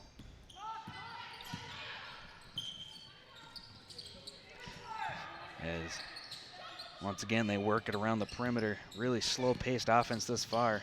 Wartz has the ball. She forces a shot up and around the rim a little bit, unable to go in though. It was a tough look, and I thought she was going to get that to drop, but just rolled off the rim there at the last second. Roadrunners once again get it up past half court very quickly. A nice drive there by number 24, Morgan Lewis. She gets a nice little layup. Yeah, the Roadrunners seem like they want to get layups, which is a good thing to do because, I mean, you want to be aggressive, and that's exactly what they're doing. Wartz again with the shot. She's being contested, but it just doesn't seem like it bothers her whatsoever. She'll put it up even if you're right in her grill, and she's knocking it down majority of the time here so far. She is a 5'8" junior out of Hutchinson, Minnesota.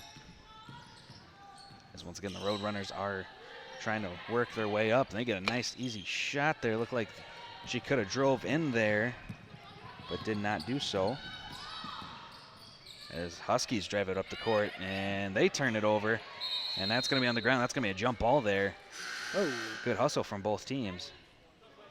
A little bit of aggressiveness there from Bree Wellington there as she tries to rip the ball away after the whistle had already blown. Well, as long as it's not what happened in the NFL a couple nights ago, we're all good.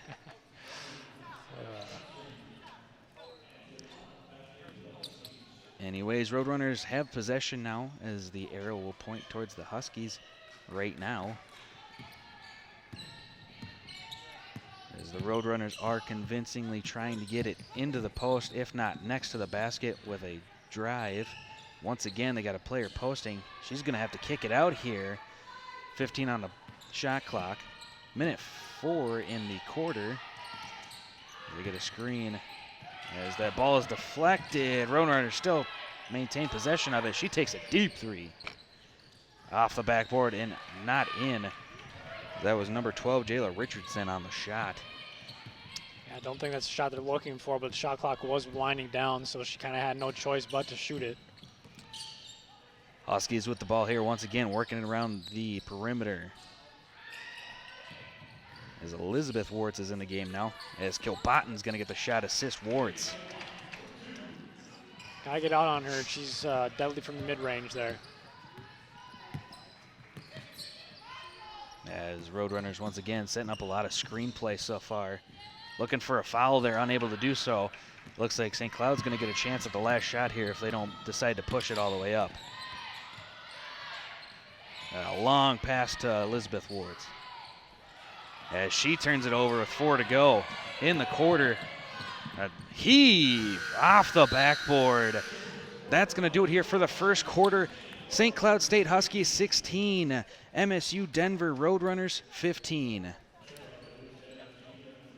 Get fired up for the new Shop MSUMDragons.com, the official online store of Dragon Athletics, featuring top brands like Under Armour, Adidas, Columbia, and more. Get gear in women's, youth, toddler, and infant sizes, perfect for all of our Dragon fans. Support your favorite Dragon team with Select a logo. Anything custom ships in 72 hours. And take your tailgating to the next level with items like bleacher chairs, tailgate tents, and lawn chairs. Get the gear and support your team with profits going directly to Dragon Athletics from Shop MSUMDragons.com.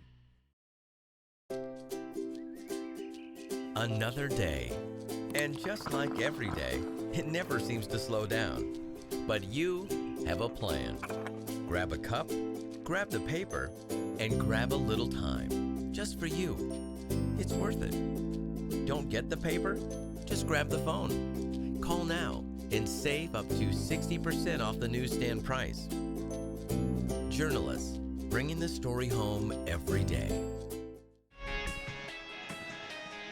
Welcome back to MSUM's Women's Basketball Classic. Here we have St. Cloud State leading MSU Denver 16-15 here. Jacob, what did we see in that first quarter? A lot of fast-paced movement by both teams. And I think we're going to be getting up and down the court a lot here. A lot of shots are going to be thrown up.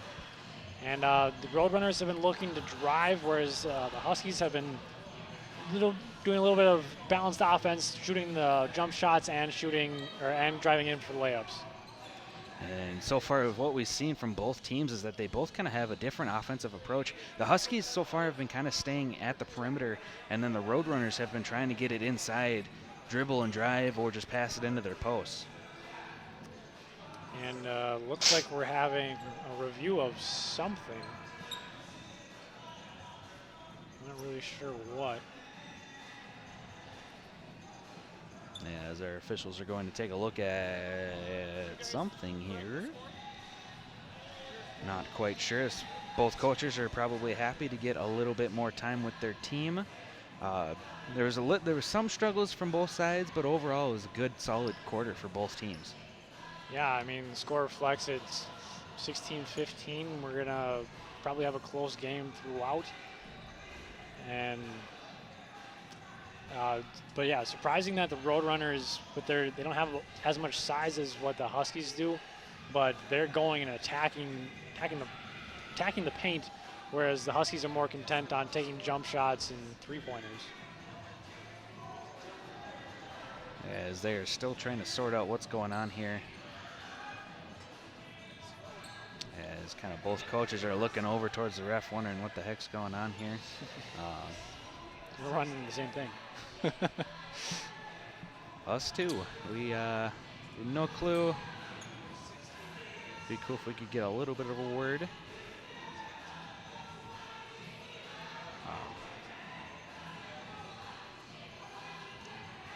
We had a good game by the Dragons there in our first game of the night.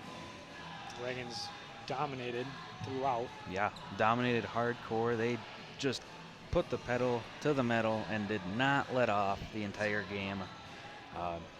Megan Hintz, big part of the game. Just another dominating performance as they're gathering.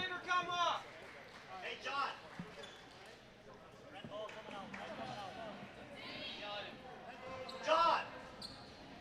Turn the intercom off! As it looks like they have it all figured out. I think they were just trying to figure out which way each team was going. The score, I see what happened here. They changed the score. They gave points to the Roadrunners and supposed to go to the Huskies. Well, at least they figured that out.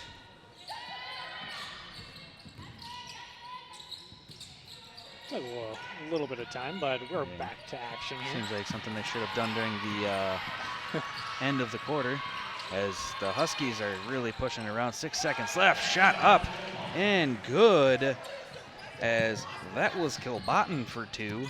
Found her just wide open in no man's land in the middle of the paint there. Kind of looked like the ball just kind of ended up in her hand somehow. I don't even think she was expecting it.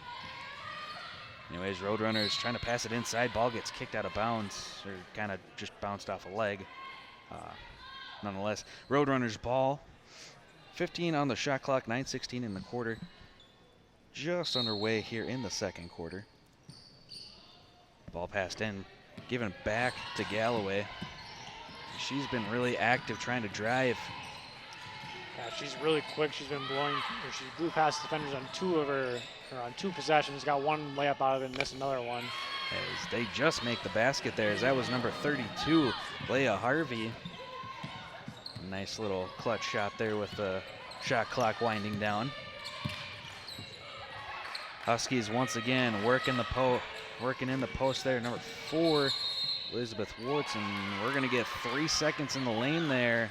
I believe that is on Elizabeth Warts. So that's gonna be a turnover. Actually, it was on Damon. You would be correct. I don't know why I keep looking at the wrong numbers. Come on, man. Nonetheless, it's a turnover. Roadrunners have the ball coming up half court here. The result is the same. That's all that matters. Pass around the perimeter. 3-point shot there. Off the mark by quite a bit. St. Cloud's going to rebound it and bring it back the other way. Once again, they slow it down to try to set up their offense. Off-ball screen there, and we're going to get another offensive foul here. Looks like number 10, Brenna Evans, is going to be responsible for that one. Illegal screen, I believe is what they called. Did not see it myself, but I'll believe the refs. Looked a little close from my point, but there's a monitor in front of me, so. Anyways, Roadrunner have the ball, bringing it back up. Galloway has the ball. She's bringing it back all the way around the perimeter, and she's going to drive in. Kick it out. Three-point shot here off the mark. Huskies ball. Looks like Huskies going to bring it up past half court, give it back to Tori Wards. Wards looking to set something up. Ball back to Kilbottom. It's going to be passed off to Brenna Evans. Evans to Wards. Wards with the shot clock going down here. She gets it to Kilbottom, who's going to put up a shot. Not going to be able to do it. That's a shot clock violation there. Good defense from the Roadrunners. Yeah, I mean, Kilbottom had a chance, or had a look at it, but she just must not have noticed that the shot clock was winding down, and turnover by the Huskies. So once again, another turnover. It's about, I feel like it's been 3 straight possessions here. Might not be correct on that.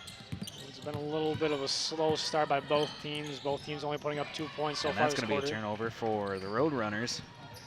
As St. Cloud's going to take it back up here. Wards gives it over to Evans. Evans to Damon, back to Wards. Keeping it at the 3-point line or behind us. We're going to get a defensive foul here. It's going to be on number 32, Leah Harvey. That's going to be on the floor.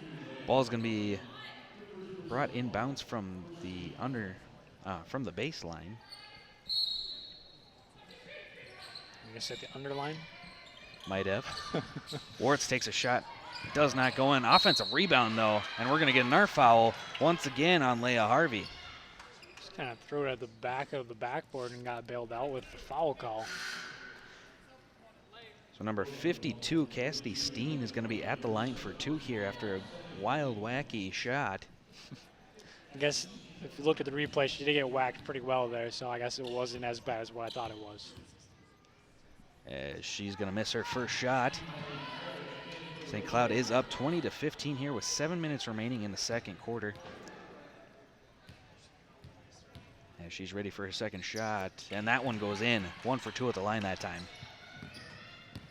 I feel like this game's going to kind of come down to who's going to make the most free throws, or who can make their free throws, and who's also going to be making their shots inside. Yeah, I mean, both teams are aggressive. Roadrunners a little more aggressive than the Huskies, but so free throws will play a big part in this game. Huskies come back past half court after the missed shot. Evans gets it to Wards, or to Damon, excuse me. Over to Kilbottom, back to Evans.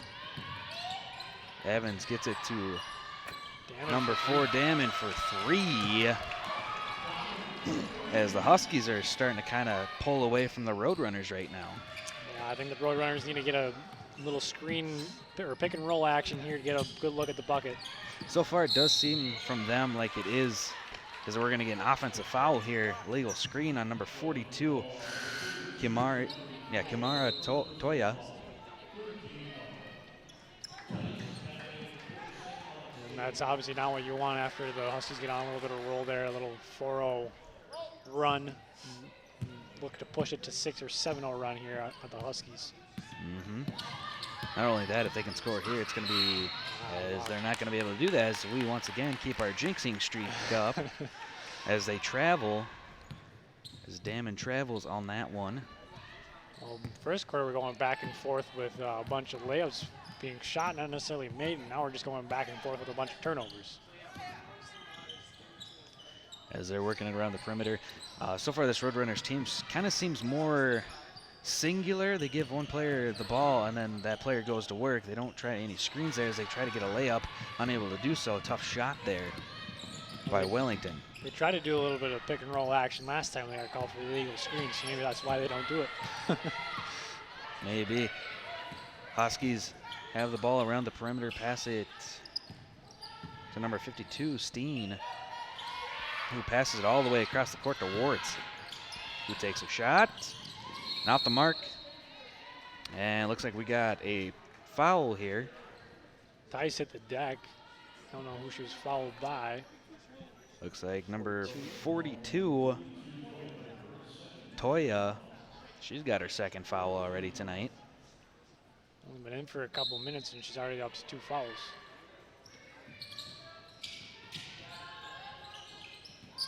As Huskies get it inbound here, as Warts has the ball at the point. Passes it to Steen, back to Warts. Shot clock winding down. Warts takes a shot off the back of the rim. And we're going to get an over the back here on the Huskies, as Roadrunners are going to take possession here. 4:58 remaining here, as we got some substitutions. And that's going to be a media timeout here. St. Cloud leading 24-15 over Metropolitan State.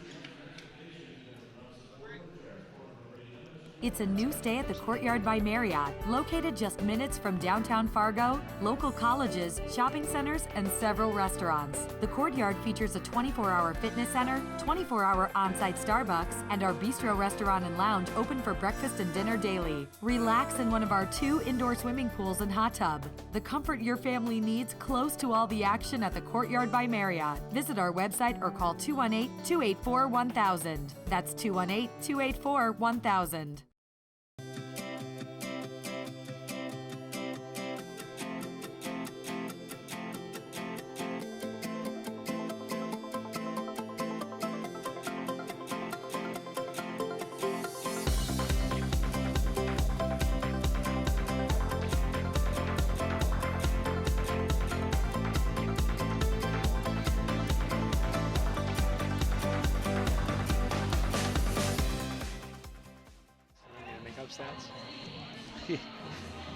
Roadrunners are shooting.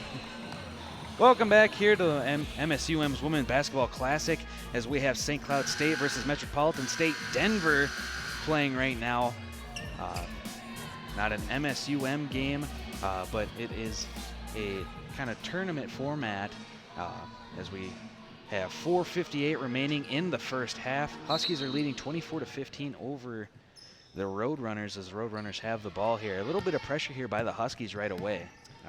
Soft pressure, just kind of get them uncomfortable, bring the ball up, maybe speed them up, but. And we're going to get a foul here. Looks like that's going to be on Kilbottom. And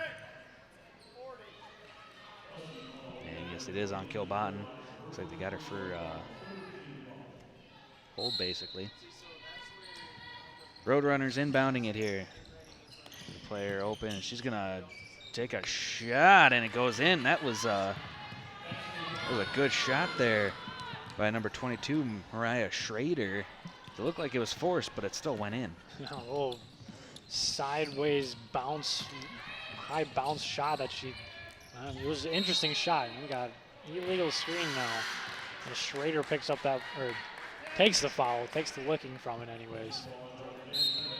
As that's kind of been something so far that we've noticed. There's been a lot of illegal screens going on here. Yeah, not necessarily just on one team, but it's been both. Wards kind of pushed her into that screen, but it was called on screener, not Wards. Roadrunners have the ball now. They're working it up. They got a nice had a nice drive there, but gave it up instead. Schrader passes it, gets passed all the way around to Galloway, who turns it over. Huskies take it up as Damon has the ball. She passes back. Totally. That's going to be another St. Cloud State turnover here. Beshel was not ready for that one, and that's going to be turnover number 10 now already for the Huskies. And they're still winning, so kind of flashes of MSUM basketball right there. Yeah, but Metro State's also has 7 turnovers, so it's kind of going both ways. Doesn't seem sloppy, but it has kind of been sloppy with fouls and turnovers, but still a very competitive game so far. Yeah, it's only 7 points. Huskies had a couple chances to really pull away with a double-digit lead, but just haven't gotten it done. Kilblatten with a nice block. And we're going to get a jump ball here, and that's going to stay here with the Roadrunners as 3:36 remains here in the first half. Nice block there. Gets her at the high point and then just fight for the ball there. Kilbotten's going to be a problem in the paint here as once again the Roadrunners are going to turn it over. Warts applied some nice pressure there and stripped the ball from her, and then they just both fought for it and happened to hit off Schrader there at the end. As Peschel's going to bring it up here. She gets it into Kilbotten, who passes it back out to Damon. Gets back out to Pershel. Perschel's looking for a screen, unable to, does not take the screen. Takes it the second time, dumps it up to Kilbotten, who's going to take a shot in and out, it looked like there. As Roadrunners come away with the rebound, gets it up to Galloway, who makes a nice little spin move, gets it into their post player, Katia, who misses it, almost gets her own rebound, but Wellington gets the rebound and puts it back in. Wellington got off to a hot start, but it's been kind of quiet here up until that point. She gets up to 6 points now for the game. Huskies once again working around the post, or point. As they seem very stagnant, 8 seconds remaining on the shot clock. They got a drive here. They got a shot, and a nice shot there. That was number 32, Kelsey Perschel. Yeah, Peschel went to her left and brought the defender all the way, and then found nobody on the help side for the defense. And it looks like we got 3 seconds in the lane once again for the Roadrunners. It's got to be our third or fourth already of the game. It's a lot. That is a lot, especially for one half. Yeah. Normally, you see, 1 or 2 a game, but really struggling to get out of the paint. But they do have big bodies that are their post players. As we got an over and back here for the Huskies, another turnover, as it has been a turnover fest here in the second quarter. Yeah, it was never tipped by Galloway there. Galloway. And Peschel just dribbled it off her foot and went to go pick it up, and that results in the over and back. Galloway with the ball now. Galloway, sorry, not Galloway. Think about golfing or what? Right now, I wish. Nice turnaround jumper. Does not go in for her, though. Back out to the perimeter. As Schrader's going to get it, she passes it off, and it's going to be a scrum, and it looks like it's going to be Huskies' ball. We're about 1:30 here remaining in the second quarter. I don't know if Wellington just lost her footing on that or what. But another turnover.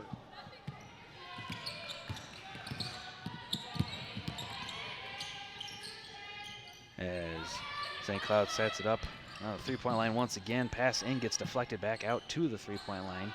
St. Cloud has possession still. Warts has it. Warts going to drive in. Warts with a nice drive and gets the basket.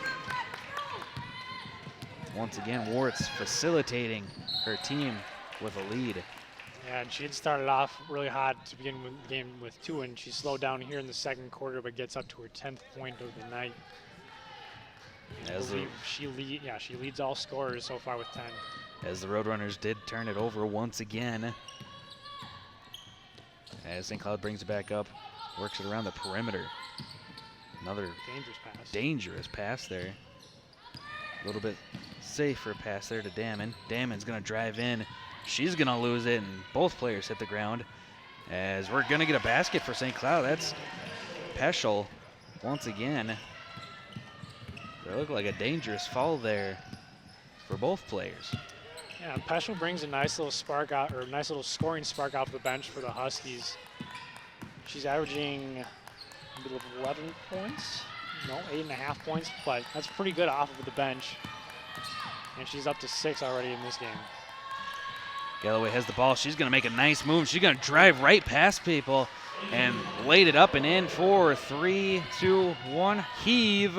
And that's going to be the end of the first half here. St. Cloud State leading 30-21 over MSU Denver, as we will have halftime and be back with some highlights from the first half.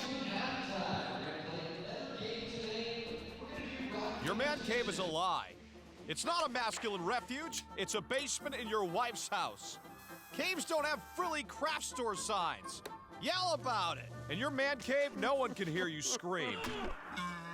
Wake up! Head upstairs and get to B-dubs, where the kegerators are just called taps, the wall color is TVs, and the wings taste like freedom. Also, your friends actually like coming here.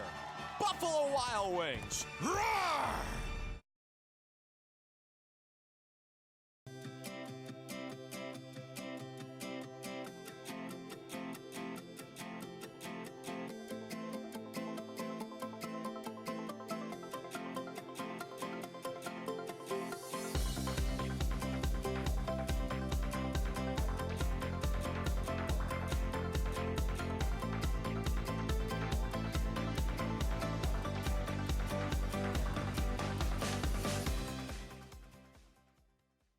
Update or download to the all-new MSUM Dragons app on iTunes and Google Play. The new app features customized following of only your favorite Dragons teams, incredible in-app live stats and media coverage, and our fired-up rewards program all in one easy-to-use app. Update your Dragons app, search MSUM in your app store, or visit msumdragons.com/app to download the new MSUM Dragons app today. Okay, one more. All right, Benji. Come on. Benji. Yes, smile. Come on, What about the flash? Okay, one more. Benjamin, hold Make it a flash, sideways. Benji. You have to Please back it use up. my You want to camera. get everybody Looking at in. the You camera? can't get everybody in unless you back Well, up. he did. There you go. Did you get? Did you need me? Did you? Don't forget to Did you take get it, one with Ben? my camera. I think you got Benjamin. it. Take another That shot. work? I think I blinked.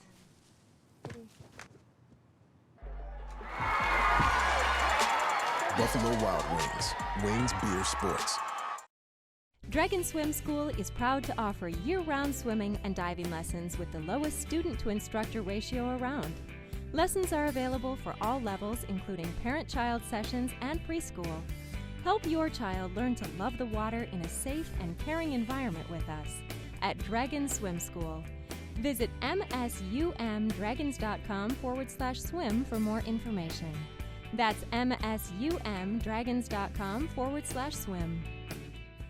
Today's Dragons Live coverage is brought to you by BSN, The Courtyard by Marriott, Herbert & Gerbert's, Richards Transportation, Shields of Moorhead, Shucks Bus Service, Buffalo Wild Wings, Forum Communications.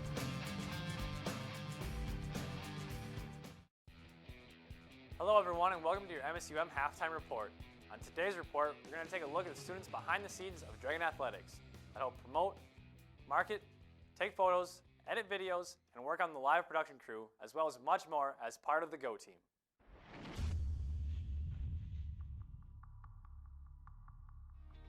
The Go team, we like to call ourselves the champions of Dragon Pride, and what that means is that we want to be champions of the brand of MSUM Dragons. The clothes we wear and the comments that we make and just being positive and excited about being Dragons. And the other side of that is being good at what we do.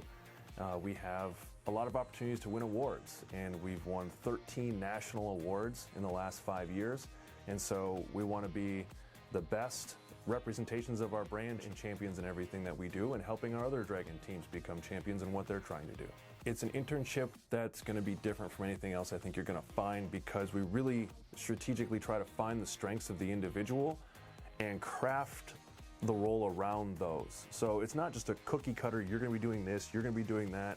You really get to make the experience whatever you want it to be. And we're firm believers, and you get what you put into anything. And so the harder you work, the better the experience is going to be. And if it's surrounded around your strengths, you're actually going to enjoy it too. I'm Erin Lemaire. I am a production assistant and assistant student director at the Go team. I joined the Go team because it was a good chance to get experience in filmmaking in a more live production setting. I like a lot of different aspects of being on the Go team. I like running the cameras and doing all sorts of the stuff with like the broadcasting, but I also like switching, pushing the buttons and doing replay, so all sorts of things. My name's Laurel Hoseth. I take pictures for the Go team during athletic events. I've always kind of liked sports and I love photography, so I thought this would be a good fit since I know how sports work and I kind of am learning about my camera, and so I decided to get more experience. I feel really proud that your work is being used and it's actually appreciated. I am Brent Keel. I am the audio video editor and production assistant with the Go team. I joined the Go team to put something on my resume that was beyond just I showed up to a class, and something to show employers that I have some real world experience. My name is Macy Miller. For the Go team, I'm a promotions coordinator. So I get to handle all of the in-game promotions. Pretty much they give me a mic and I get to make everybody excited to be here. So that includes like running games, throwing out t-shirts. I get to smile a lot, so I really like that. If somebody was thinking about joining the Go team, I would tell them to definitely just try it out. At least for a game or two, just to see if they like it. These people that you'll be working with have a lot of pull in your career, and they also give you a lot of experience that you'll need in order to start a career. There's a lot of real experience you can get that doesn't just apply to just sports. Producing it, in all honesty, is a really cool opportunity that we allow our students to have. And just getting involved on campus is a great way to meet people, network, and just have a good time. It's really easy to join the Go team. All you have to do is go to msumdragons.com/Go team and fill out the application. It's just your name, phone number, email, and just send us your resume. We'll bring you in for an interview, get to know you a little bit, and see if you're the right fit culturally for what we're trying to do here. But go to msumdragons.com/Go team to apply today. I'm proud to be a member of the Go team and happy to have the opportunity to support Dragon Athletics, doing what I love. Stick around for more Dragons basketball after the break.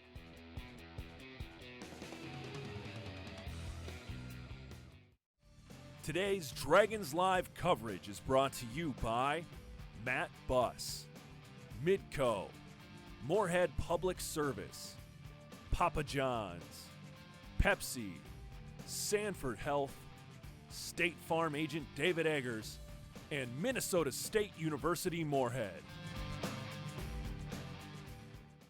Get fired up for the new Shop MSUMDragons.com, the official online store of Dragon Athletics, featuring top brands like Under Armour, Adidas, Columbia, and more. Get gear in women's, youth, toddler, and infant sizes, perfect for all of our Dragon fans. Support your favorite Dragon team with Select a Logo. Anything custom ships in 72 hours. And take your tailgating to the next level with items like bleacher chairs, tailgate tents, and lawn chairs. Get the gear and support your team with profits going directly to Dragon Athletics from Shop MSUMDragons.com. Just looking back on myself freshman year to who I am currently, it's a complete transformation. You walk around campus all the time, you see friendly faces, you see smiling faces, and people really, really love being here. For me personally, I was able to get the experience and the knowledge that I needed to be successful. I've had a pretty long journey to get here. Went to community college, changed majors, and MSUM has transformed my life just incredibly.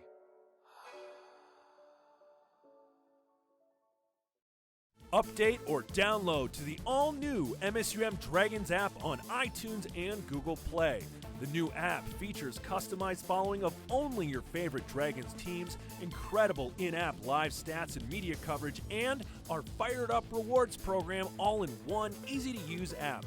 Update your Dragons app, search MSUM in your app store, or visit msumdragons.com/app to download the new MSUM Dragons app today. Affinity Plus definitely seems like a credit union that cares about people. I've always had a good time whenever I go into my branch. I feel like I laugh every time. Like if they came into a bar, right, then they would be like the friend that you want to introduce to everybody. I talk about this credit union all the time because I think it's just like a gift to the world, because with my experience in the past, this has been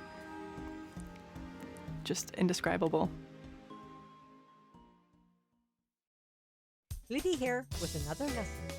Okay, gotta make a list. Pay cable bill, research car insurance rates, get groceries. And my student loan payment is due next week.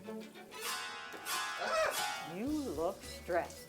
If you're worried about money, try riding Matt's bus. There is a bus stop pretty close to my job. I could give it a try. Awesome. More conditioner?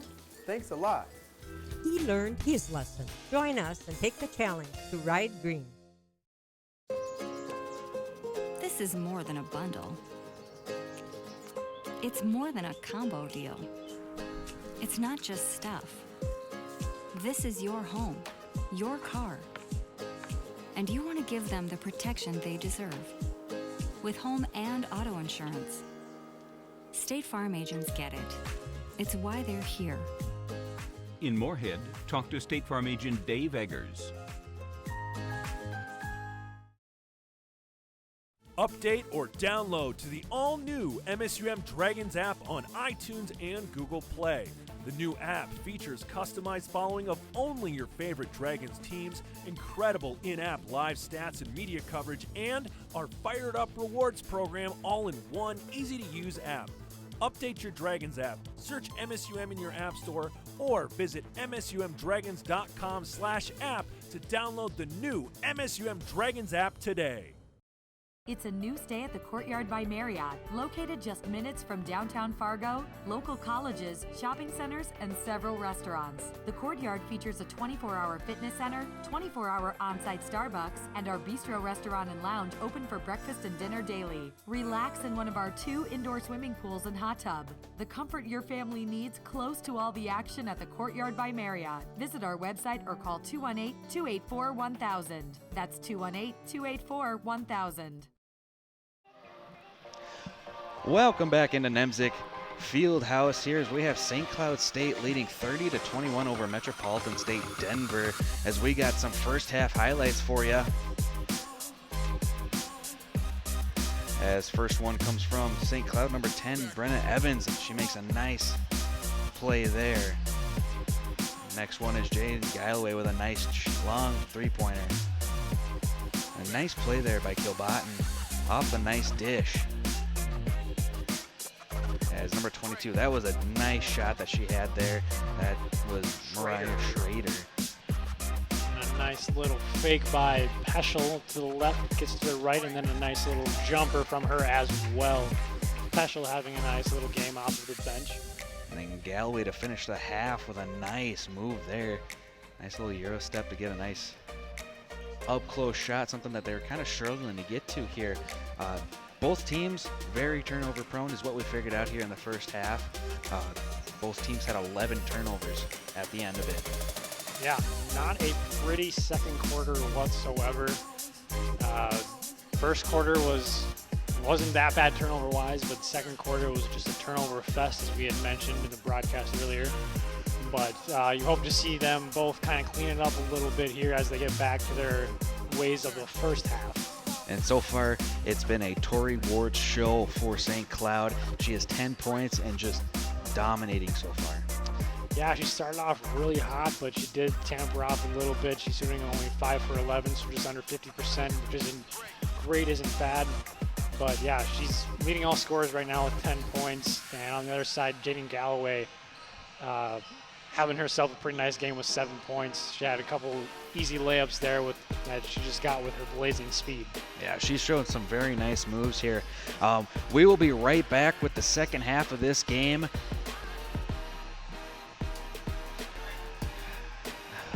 I really blew that.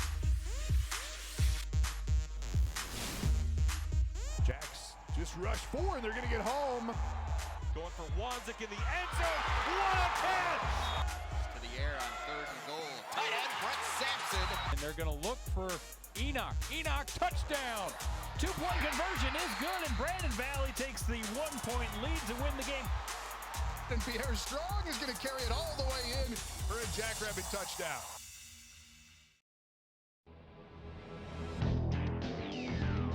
Exceeding expectations. Getting better every day. It doesn't happen by chance. Preparation pays off. So the only question to ask yourself is, am I better today than I was yesterday? Exceed yesterday. Choose Sanford Orthopedics and Sports Medicine. Prosperity is today's investment in tomorrow's promise, the promise of a better way of life. With every act of kindness, every act of creation, and with every act of love, we strengthen our community. And when we stand together as a community, we accomplish the impossible. We can choose to pass through life, or we can choose to pass on a better way of life. Welcome back to Nemzik Fieldhouse here at the MSUM's Women's Basketball Classic. We have St. Cloud State facing off against Metropolitan State. St. Cloud is leading by 9 points, 30-21 here as we're about to kick off the second half. St. Cloud is going to start with the ball here. What's something that both teams need to work on in this half? I think for the Roadrunners, they got to get back to their ways in the first half and being aggressive on offense and driving to the hoop, because they found a lot of success with that in the first half. So I think they need to get back to that. And then for the Huskies, I think they need to get a little pick and roll action between Warts and Kilbotten, or just get those two going, get them both touches, and let them go to work. Kilbotten passes it to Evans. Evans going to dribble it around the three-point line, gets it over to Damon. Damon over to Tice. Tice inside to Kilbotten. Kilbotten's going to do a little bit of work. And up and in. Nice play there by Kilbotten. Drew the double team, almost lost their footing, but still throws it up and gets it to go. Light pressure here from St. Cloud as they back off immediately. As the Roadrunners bring it back up here, as it's a 11-point game. As it's passed in to Bree Wellington. Had herself a decent first half, looking to capitalize on it. Galloway pushing her way inside. She's going to dish it off to Wellington, who's going to miss the shot. Offensive rebound there by Richardson. Richardson up, and she's going to get kind of blocked there. Looked like she was looking for a foul. Warts up to number 45, Tice, and that's up and in. Quick start here for the Huskies to begin the second half. Yeah, Tice getting it done both on offense and defense as she runs up the court and gets rewarded with a nice little layup.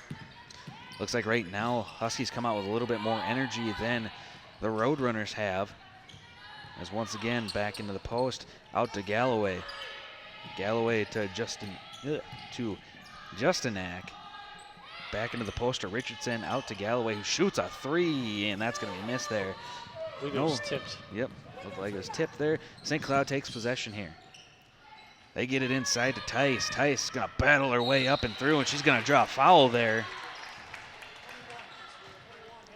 As it looks like that's going to be on number 21, Bree Wellington.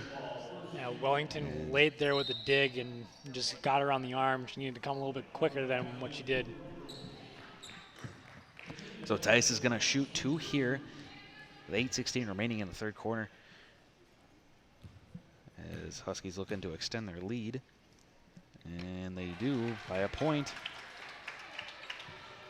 Huskies only went to the line one other time with Steen, so this is only their second trip to the line, as they are shooting now 2 for 3 from the line. I think that's 3 for 4. All right. With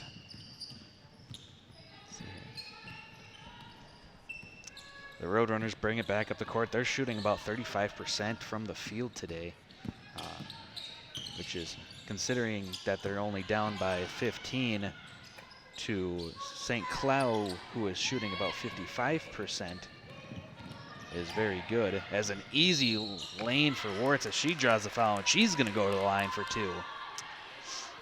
That was kind of a weird little play there. She just kind of slowed down a little bit and then just goes in and then just gets whacked by Justinak. And she's rewarded with a trip to the line. She's going to sink her first one here for the Huskies, as they got off to a very hot start here in this second half. Yeah, 9-point lead is now grown all the way up to 17 points. So a quick 8-0 run to start the second half. As Warts hits both of them. As the Roadrunners looking to create some offense here. Let's see if Galloway is going to try to force her way inside again. She gets it to Wellington. Wellington's going to drive herself in there just off on the layup. There's a close turnover there by the Huskies. So they're going to get it up the court. Looks like Evans has the ball. She's going to get it out to Warts, over to Damon. Damon inside to Kilbottom, who's going to dump it to Warts. Back out to Kilbottom for deep two. And looks like it's going to go out of bounds, and that's going to be with the Roadrunners. 7:15 remaining here in the third quarter. Roadrunners need to get a good look here at the basket, as they haven't even scored yet in the second half. They need to get something going here. It's definitely been a rough start for them in this second half. Is another turnover for them. The turnover fest continues there. And looks like Ward's going to put a shot up. And she's not going to be close. That shot, but she's been pretty on all night. Yeah, she's taking a lot of contested shots, and she's made most of them. Now and there she was contested again, but I think she was kind of surprised by the late closeout there. And just threw her off a little bit. Morgan Lewis gets it to Galloway. Galloway's going to drive through the center, kick it out to Justinak, who hits a three. That's her first points of the third quarter here. Now they only trail 38-24 as St. Cloud's running right up the court there. Evans misses a shot, and looks like Wellington tried saving it and was unable to do so. Yeah, you got to hope that three-pointer by Justinak gets the Roadrunners going a little bit of a spark hopefully for them. It looks like Brenna Evans just wanted to race down the court there. It looked like she hesitated and then decided, you know what, I might as well go finish it off, but was unable to finish with a basket. Yeah, I had a good look at it too, just couldn't get it to go. Inbounds here for St. Cloud. Back to Evans, who's going to bring it all the way up to the point. Looking for an open player. Finds one and continue to look at 8 seconds on the shot clock here. Got to get one off soon. It's like number 32. And his block there is saved. One, and that's going to be a shot clock violation for St. Cloud. And we have another turnover. Yeah, it's been a sloppy one for both teams. 12 apiece now. And that's just not something you want to see. And Galloway, nice drive, and with a layup. Yeah, the defender had her back turned to her, the help side defender had her back turned to her, and so Galloway just got an easy layup off of that. Looks like the Roadrunners are trying to create a little run on their own, trying to get this thing back tied, if not take the lead here soon.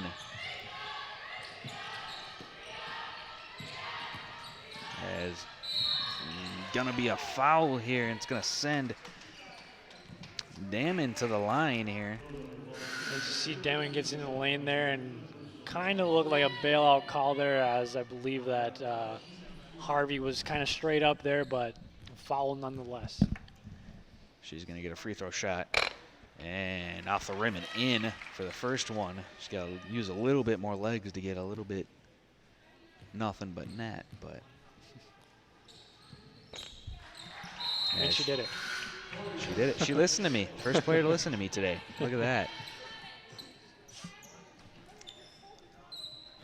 As Roadrunners get the ball here, they're going to bring it up court. Looks like they've kind of slowed down their pace a little bit from the first half. Yeah, Roadrunners just seem like they're a little bit tired.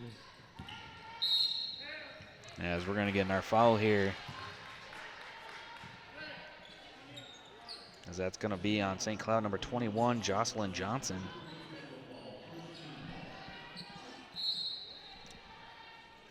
As the Roadrunners going to inbound it. Get it back around the perimeter. They keep passing it. It's good ball movement. And put inside there, up and missed as St. Cloud comes away with a rebound as they're trying to go coast to coast here. Oh, nice move, and she draws a foul there. She's going to go to the line once again. So that's going to be the fourth team foul on the Roadrunners. So we'll look at this replay real quick. Nice little fake got Justinak second guessing where she was going with that. All right, we got another media timeout. St. Cloud leading 40-26 with 4:50 remaining. Dragon Swim School is proud to offer year-round swimming and diving lessons with the lowest student-to-instructor ratio around. Lessons are available for all levels, including parent-child sessions and preschool. Help your child learn to love the water in a safe and caring environment with us at Dragon Swim School. Visit msumdragons.com/swim for more information. That's msumdragons.com/swim. Before I became a real boy, life was easy. I didn't have to do anything. I just sat there doing sandwich stuff. But man, being alive is so hard. So if you don't want to get up out of bed to get a sandwich, you shouldn't have to. The sheer effort it takes just for basic life functions like breathing has earned you the right to have someone bring that sandwich to you. Your struggle is not lost on us. Have a sandwich, you hero.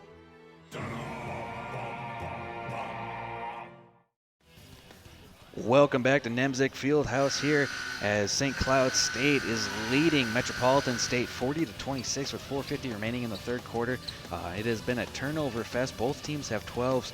How have the Huskies been able to avoid, keep the turnovers out of the score so far? Well, they've been rebounding really well, out-rebounding the Roadrunners 22-13. Got a couple offensive rebounds, and now in the second half here, they've been able to get to the line here a handful of times. As Kelsey Peschel is at the line looking for her second shot here, and that one's going to rim out and going to be tipped out of bounds by St. Cloud. Roadrunners ball. Roadrunners only down 14 here. You want to see them get a good look here to get it back to within either 12 or 11. Just kind of slowly chip at that lead here as they go on here. So it looks like they got a few new players out there that we haven't seen tonight, as Galloway's going to shoot a three, rims out. As St. Cloud running really quick up the court as they're going to slow it down now. Gets it out to Warts. Warts across the court there to number 32, Peschel. She makes the shot. That was a three-pointer. It's her first three-point attempt of the night, and it's good. Plus her up to 9 points on the night, though. Good defense by Peschel as well. Another defensive play there by Peschel. She's going to move it up there to number 10, Evans, and she's going to draw the foul. As, in a way, it kind of looks like right now the Roadrunners are playing out of gas. Yeah, they have been outrun up and down the court, and they've been following a lot now as they're up to 5 already in this quarter. And after only having 2 free throw attempts in the first half for the Huskies, that is, this will be their 11th and 12th shots at the line. So 10 free throws now in the second half.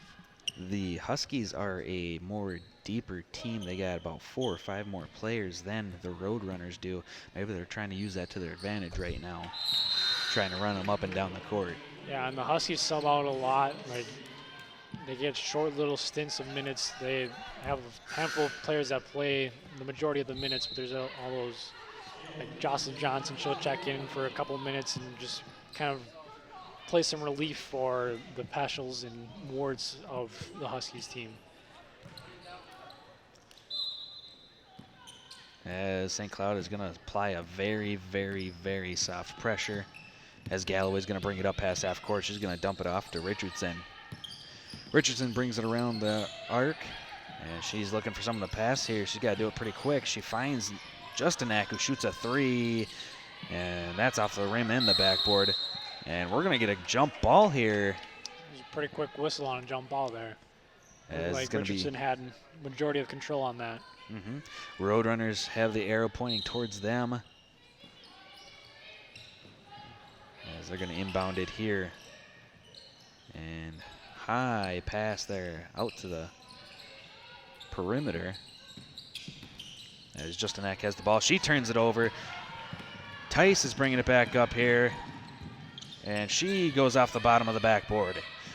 As we're going back the other way for the Roadrunners. Justinak, coast to coast, dumps it off to number 32, Leah Harvey, who makes the basket. That's a 4-point swing there. Looked like the Huskies were going to get away with 2 easy points, but then Galloway came out of nowhere to tip that ball, which threw Tice off. Tice looked like she didn't really know exactly where she was on the court at that point, but his ball was kind of scrambled out of bounds, and it's going to be staying this way here with the Huskies. It's a 17-point game, but it seems like the Roadrunners are still in this game, even though the scoreboard would refer to otherwise. We got 3 minutes left here in the third quarter and then a whole entire quarter left here. So it's still a game. As there's another foul here on the Roadrunners. That's something that they've got to fix here going forward. Yeah, it's been a lot of free throws coming Huskies' way, which has kind of been the big part as to how the Huskies have built this lead here in the second half. Dice for first shot, and it's up and in. Huskies team is doing pretty good so far with their free throws. They've had a lot of them here in the third quarter. They've missed a few, but have capitalized on most of them. Tice's second shot is in as well. She has a smooth free throw shot. Yeah, it's good to see out of a post player. It seems like most post players have a rough time making their free throw shots from the line. Galloway with the drive, and she hits the rim before the backboard. Had a good look at it too with using her blazing speed once again. As Galloway's going to kick the ball off a Evans pass. As they're actually going to call a foul here on number 32, Leah Harvey. Personal foul there. So once again, at the line is going to be the Huskies, and it's going to be Kilbottom at the line, shooting 2.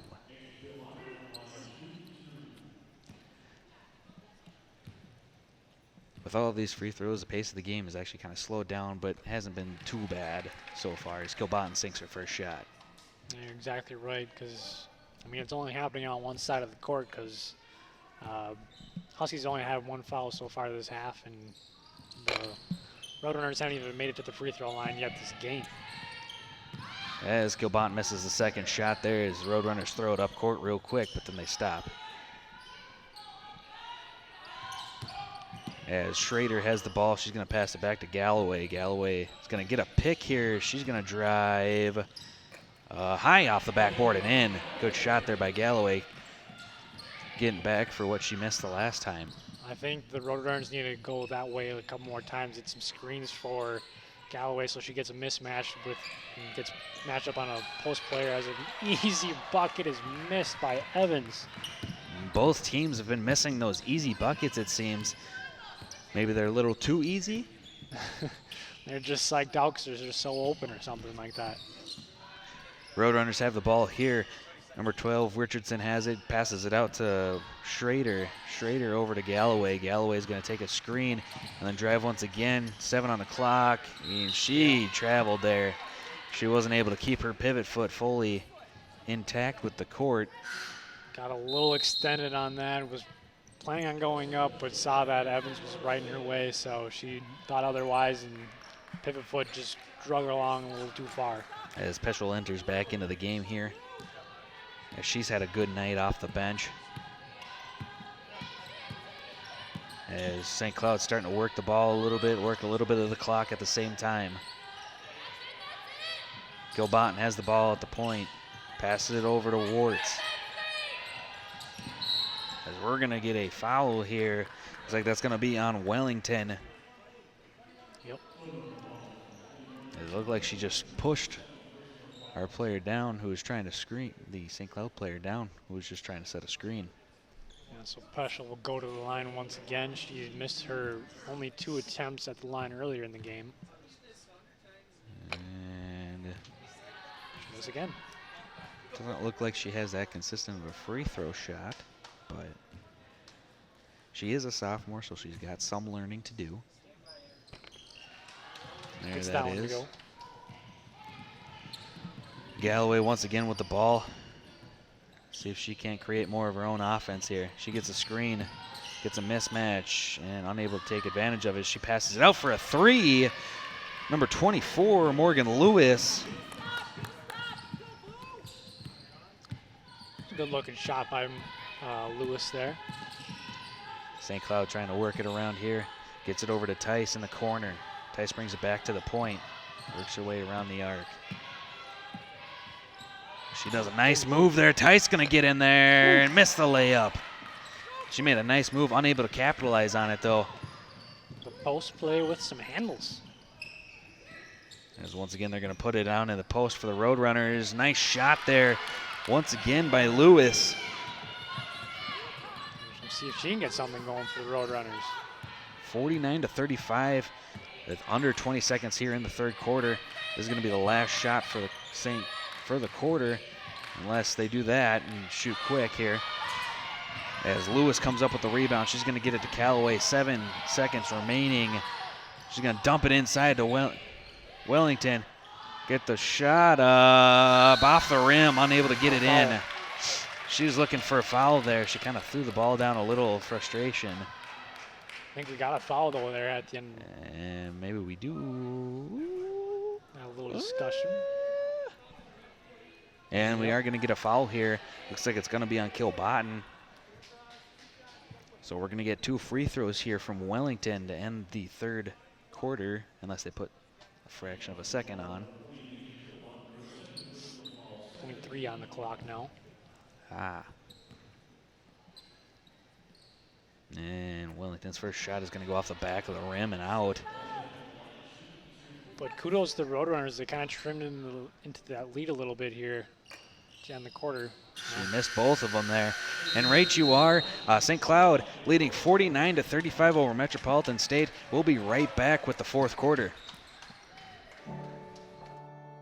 First thing I do every morning when I get up is look out the window and see what the sky is doing. The neighbors kind of all know I'm into this, so I'll get calls or texts saying, oh, there's 2 eagles in the trees over here. I have a lot of relatives who live in other parts of the state, and they see them on TV, and it always kind of makes them feel like they're connected. Keep an eye on the sky and be ready. You never know what might show up.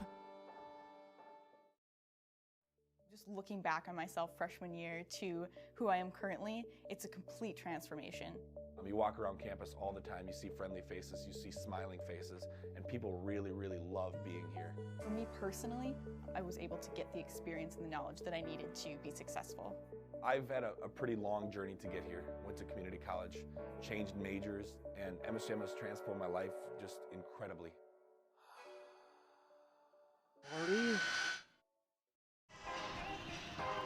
Welcome back to Nemzik Fieldhouse here. We have St. Cloud State leading 49-35 over Metropolitan State Denver, as it was a little bit bigger of a lead for the Huskies, but at the end of the quarter there, the Roadrunners were able to bring it back to 14-point lead for the Huskies. Yeah, definitely can still get back into this game. Just need to get on a little quick run here to the Roadrunners, and then they're right back into it, but they need to get to the line a little bit more. They just shot their first free throws of the game there at the end of that quarter there, and they haven't missed both of them. So I think they need to be a little more aggressive like they were in the first quarter. They may not have gotten to the line then, but just getting back to the line or getting back into the paint is what I think the Roadrunners need to do. Tori Warts and the Huskies are going to start with the ball here in the fourth quarter as she dribbles it up. She's looking to make a move here. She does have a little bit of a mismatch. She gets it in there, and we're going to get offensive foul here on number 40, Kilbottom, as the Roadrunners are going to get a quick chance here. It was almost like an offensive pass interference. Kilbottom kind of just pushed off, so she got some space there. Roadrunners working the ball around the arc. Richardson with the ball. She's looking to make a move here. She passes it over to Schrader. Schrader. She gets it over to Galloway. Galloway makes a nice move again, and she gets blocked by Kilbottom. And Richardson with the shot, misses it. As good hustle there by, I believe, Wellington. As Richardson's going to put another shot up, and she missed that one over the net. Good look, but just couldn't get it to fall. And, ooh, should have been a travel there, but nonetheless, gets it to Tice, who gets a layup. Roadrunners back around. Galloway trying to make a move on the inside. She stops, pivots, finds Lewis, who shoots off the mark there. Kilbottom with the rebound. Huskies bringing it back up.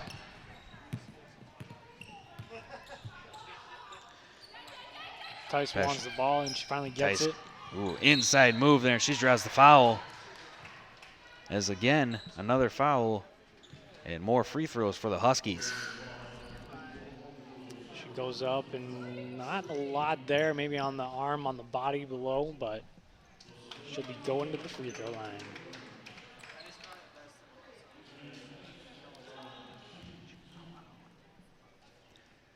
Tice is going to be shooting 2 here. She's going to sink the first one once again with that smooth free throw shot. Tice quietly having a nice game here. She's up to 11 points now. Of course, I say, of course, we say something about her, and then she misses. So, it's a quick pass up the court there, as it's going to get to Richardson, who's going to get it over to Schrader. He's going to take a screen, and there's going to be a foul here. Looks like on the Huskies. They're calling a hook on Wards there. Trying to stay with her through that screen, just grabbed a hold of her and fouls the result. Galloway with the ball. She's looking to make a move here. She's going to end up passing it out, as it's going to be passed around the three-point line here. As Morgan Lewis ends up with the ball, back to Galloway. Galloway looking to cut in once again. A hard screen there set. Tossed out, three-point shot missed, as Galloway gets the long rebound and brings it back out and sets up the offense again. Looking for a screen, doesn't take it, or misses the chance to take it. Gets passed over to Schrader. Schrader's going to make a move, and we're going to get a block here on number 45. That's Tice.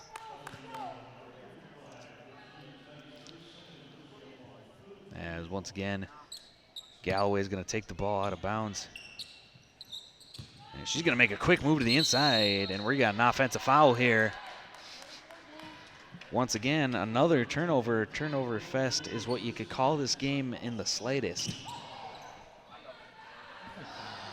Oh, I don't know what just happened there. just took a spill.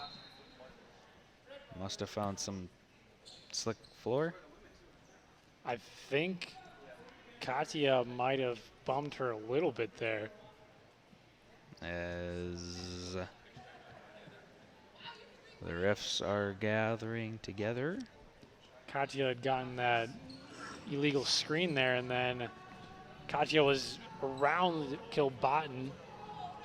So I believe she might have knocked her down, because St. Cloud State's coach Lori Fish was yelling at the officials for a foul of some sort there. As they're going to go look at the replay here. St. Cloud leading 52-35, as once again this lead is kind of opening up again for the Huskies.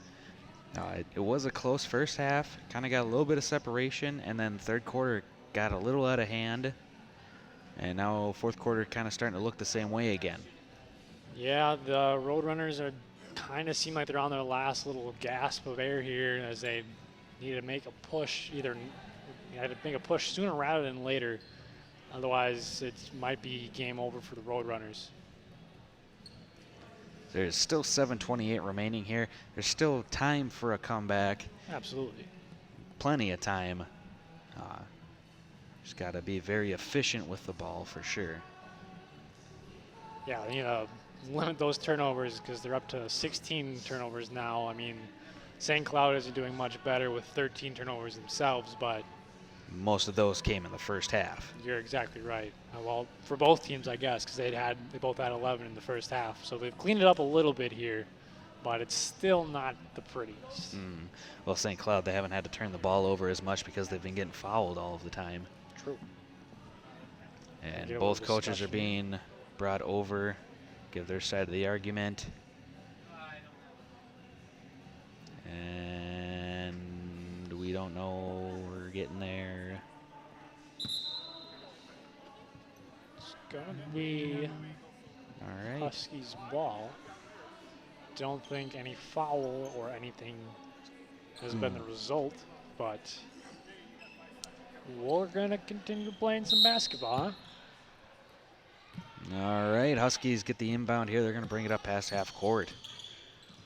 Callaway playing some good D there, gets a deflection. Tice still gets the ball, though, over to Kilbottom. Kilbottom gets it over to Wards. Wards going to dump it off to Evans. who takes a shot and misses it off the front of the rim there. It was a good look after a bunch of ball movement there. Evans just left it a little bit short there. Galloway's calming the offense down, looking for a screen. Little miscommunication there, but still Lewis gets the ball, brings it around, gets eventually brought down to the post, and that's going to be a turnover there. As number 14, Katia, excuse me, mishandled it.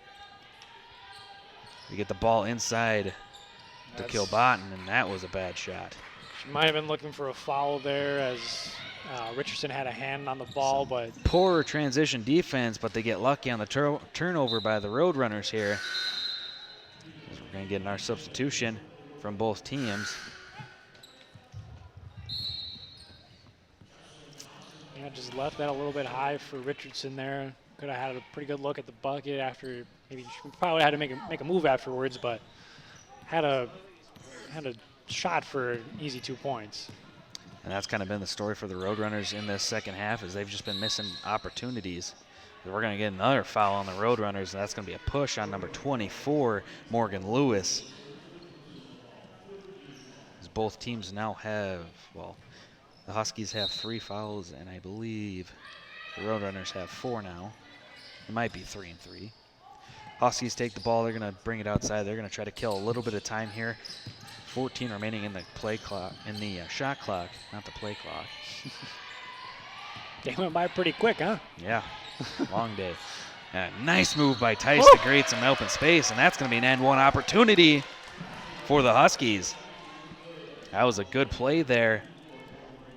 Look at the replay here, and oh yes, nice move by Tice. Gets it up and in. Foul once again is going to be on Morgan Lewis. Tice is now the leading scorer on the night with 13. Huskies get their rebound off that missed shot. Swinging it around here pretty quick here. Into the hands of Jocelyn Johnson.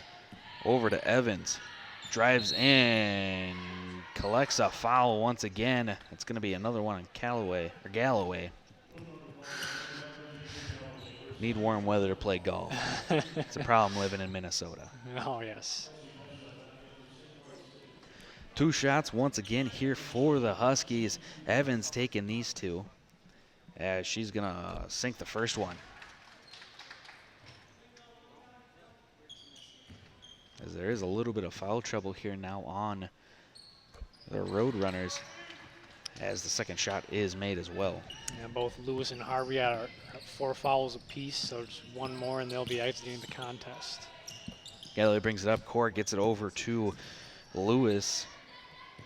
Looking for an open player here. Gets it to Schrader. Schrader going to dump it in to Richardson, who's going to throw it out to Galloway. He misses the 3-point attempt. Trapped there in the corner. Gets out of it. Evans going to bring the ball up. Gets it up to Warts. 3 on 2. They're going to slow it down, kill some time. Never mind. I take that back. They're going to shoot a 3 and make it. Number 32, Kelsey Peschel. All right, and another turnover for the Roadrunners as they're just getting run ragged. And that's going to be another foul on Galloway. As once again, Evans is going to be sent to the line. Yeah, it's looking like their Roadrunners' last gasp there has been gasped. They're down to 24 now. All right, with 5 minutes left, we got a media timeout. Huskies leading 59-35 over the Roadrunners. So we'll be right back after this commercial break.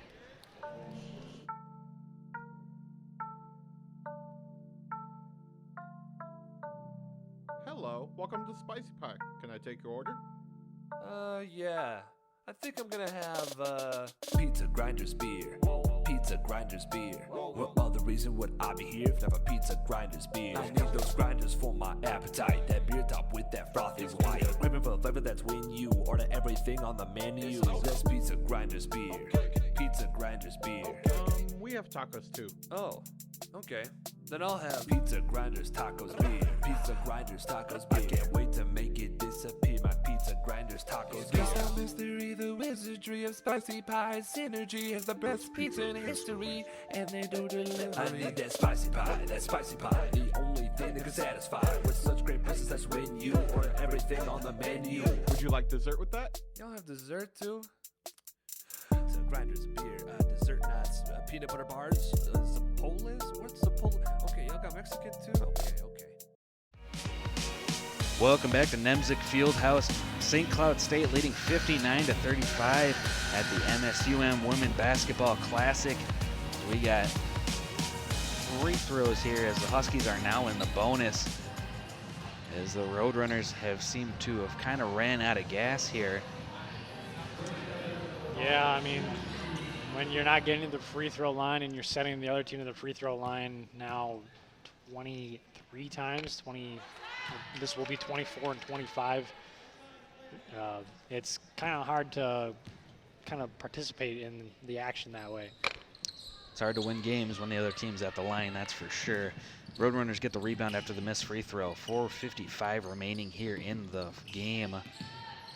Roadrunners just trying to come back a little bit here. Richardson gets it out to Schrader, who's going to get it over to Justinak, who's going to pop a three. And that was the right three to pop right there. Nothing but net. Yeah, it's her second three on the night, if I am not mistaken. Yeah, second three on the night. And she has a pretty good stroke from the three-point line, just hasn't gotten that many opportunities to get good looks at the three-pointer. Tice driving, kicks it out, three-pointer. Missed. Almost a wedgie. Huskies come away with a free rebound. So used to saying Huskies free throws. Almost said it there again. Tice with the ball. She's going to get it over to number 32, Peschel. She's just going to have to run. Nice pass, finding one. And that was number 10, Brenna Evans. Evans has gotten a couple good looks off of nice passes from her teammates, but hasn't gotten them all to go so far, but got that one to go. Oh. And looks like they're letting them play here, as it's going to be an easy layup for the Huskies. And they make it this time. That seems like it's been a problem tonight with the easy layups. Yeah, the easy ones aren't so easy for the Huskies, but the contested ones have been easier for them. Yeah. As we're going to get a timeout here for the Roadrunners. With 3:24 remaining, Huskies leading 64-38. We'll be back after the timeout. It takes a team to bring the story home every day. It takes a leader to build a legacy of trust. As the only locally owned news station in the region, we're there for you at every turn. We're your neighbors, telling the stories that matter because your community is our community. So when you need to reconnect, remember that we're working every day, just like you. Trying to make a better tomorrow. WDAY News, the only locally owned news station in the region. At Red Rock Ford, we're committed to giving you the best experience around. We've got the biggest inventory, including the largest truck inventory between Fargo and Billings. Top dollar for trade-ins with no games and no gimmicks. Our Red Rock Extra warranty on both new and used vehicles. And of course, rock bottom prices. They're the best, guaranteed. That's our rock solid Red Rock commitment to you. So give us a try. You'll quickly find that Red Rock Ford is truly your truck headquarters. Welcome back to Nemzik Fieldhouse here. St. Cloud kind of laying a beat down on Metropolitan State Denver. We got 64-38 with 3:24 remaining in the game here. Just kind of been a struggle of a half for the Roadrunners. It was close at halftime. Obviously, by the score, you can see it is not that close anymore. Yeah, just coming out of the break, it seemed like the Roadrunners were just kind of gassed out. They kind of filled up their tank, or used everything in the tank in the first half to make it a close game. Only a 9-point game going into the break. But Roadrunners just haven't seemed like the same team after coming out of that halftime break. It's going to be driven in here. We're going to get a foul finally on the Huskies. It's number 33, Gabby Lucero, with the shot and make it. She's got a chance for an N1 opportunity here. First minutes of the game, she's already making an impact. That's going to be the fourth foul on the Huskies in this quarter. Free throws up, free throw good. and one opportunity converted. Ba-ding. As the Huskies work their way back up the court here. Obviously going to try to slow it down, and every time I say that, they start going faster. They got some new faces in the game. A new face, I should say. We got Damon in the game. She passes it over to number 32. That's Peschel. Back over to Damon, who misses the three-pointer. As the Roadrunners run back on offense. Justin Eck with the ball. She passes it out to number 33, Lucero. Gets it out to number 35, who takes a shot, misses it. As Huskies get the rebound, and they're going to come back on offense. Damon up the court, passes it out. They got a quick shot there. And you would think the Huskies would maybe slow it down and just try to waste the clock away. Yeah, but Johnson isn't normally a big scorer for the Huskies. And it's a 23-point game, so she just kind of wants to put some points up on the board for herself. No, it's a little selfish, but at this point, it's a 23-point game. I'd say go for it. Yeah, you're open, you shoot it, I guess. Working it inside here are the Roadrunners. Quick little pass, and we're going to get a travel there. She established 1 foot and then changed it and tried to trick the refs. A couple more St. Cloud players coming in here. Number 15, Jill Kudrowski, coming in the game alongside with Amanda Lindsay. Getting some minutes as well. Minute 56 remaining here in the game. Huskies leading big, 64-41. As Huskies are working it around here. Passing it quite a bit. Trying to kill some time. Kind of stagnant though as well. I'll take that back. Nice little move by Johnson there as she gets or draws the contact and will go to the line. Jayla Richardson is called for the foul there, as we're going to get 2 more Husky free throws. Sound like a broken record here in this second half, as Jocelyn Johnson's going to be shooting 2 free throws. And she clanks the first one. Yeah, not great numbers, but not bad numbers from the free throw line for the Huskies, shooting 68%, but obviously they've been there a lot this half. So it's worked out for them anyways. It all adds up. She makes the second one. Roadrunners are going to have the ball here. Minute 36 remaining in the fourth quarter.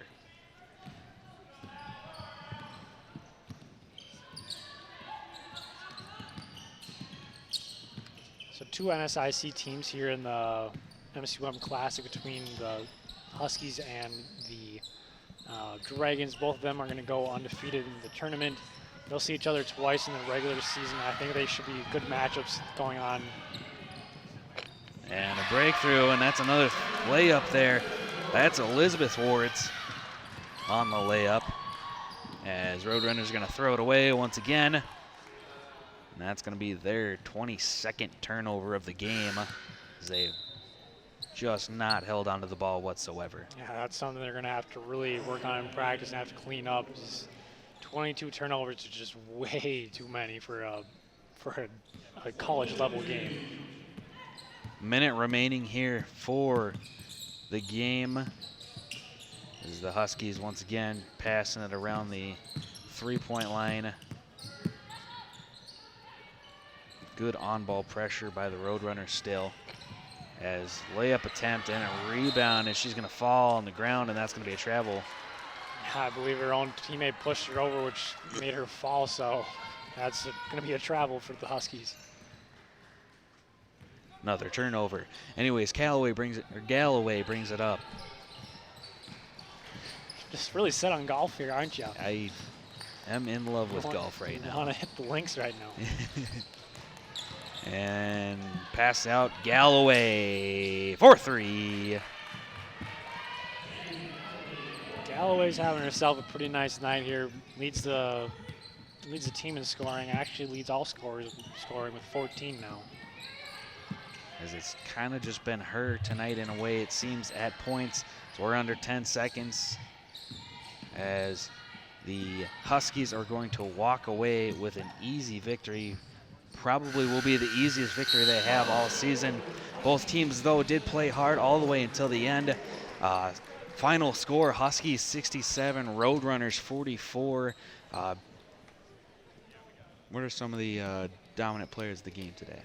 Well, Kilbotton normally way up there in the scoring, but I'd say Kelsey Peschel had a great game off of the bench, scoring 13 points, tied for the leading scorer.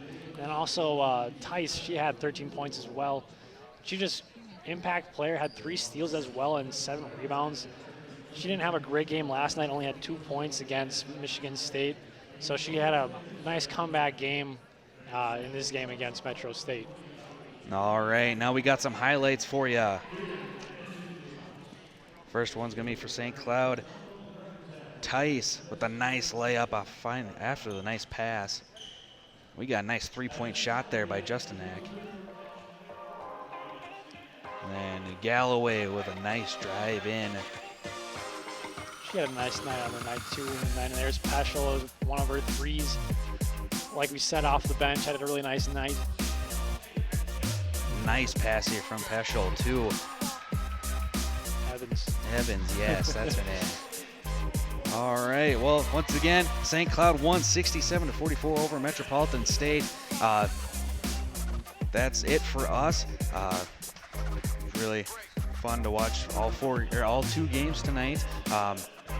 Some good basketball was played. Some teams lost, some teams won. That's all you can ask for, I guess. Wow. I guess really only 2 teams won both nights and 2 teams lost both nights, and they were both the NSIC teams. Mm-hmm. So you kind of got to look forward to that match between St. Cloud State and MSUM coming up here in the regular season. All right, and that's all for us. Have yourselves a good night. Thank you for joining us. Watch the MSUM's Women's Basketball Classic and have a great rest of your night.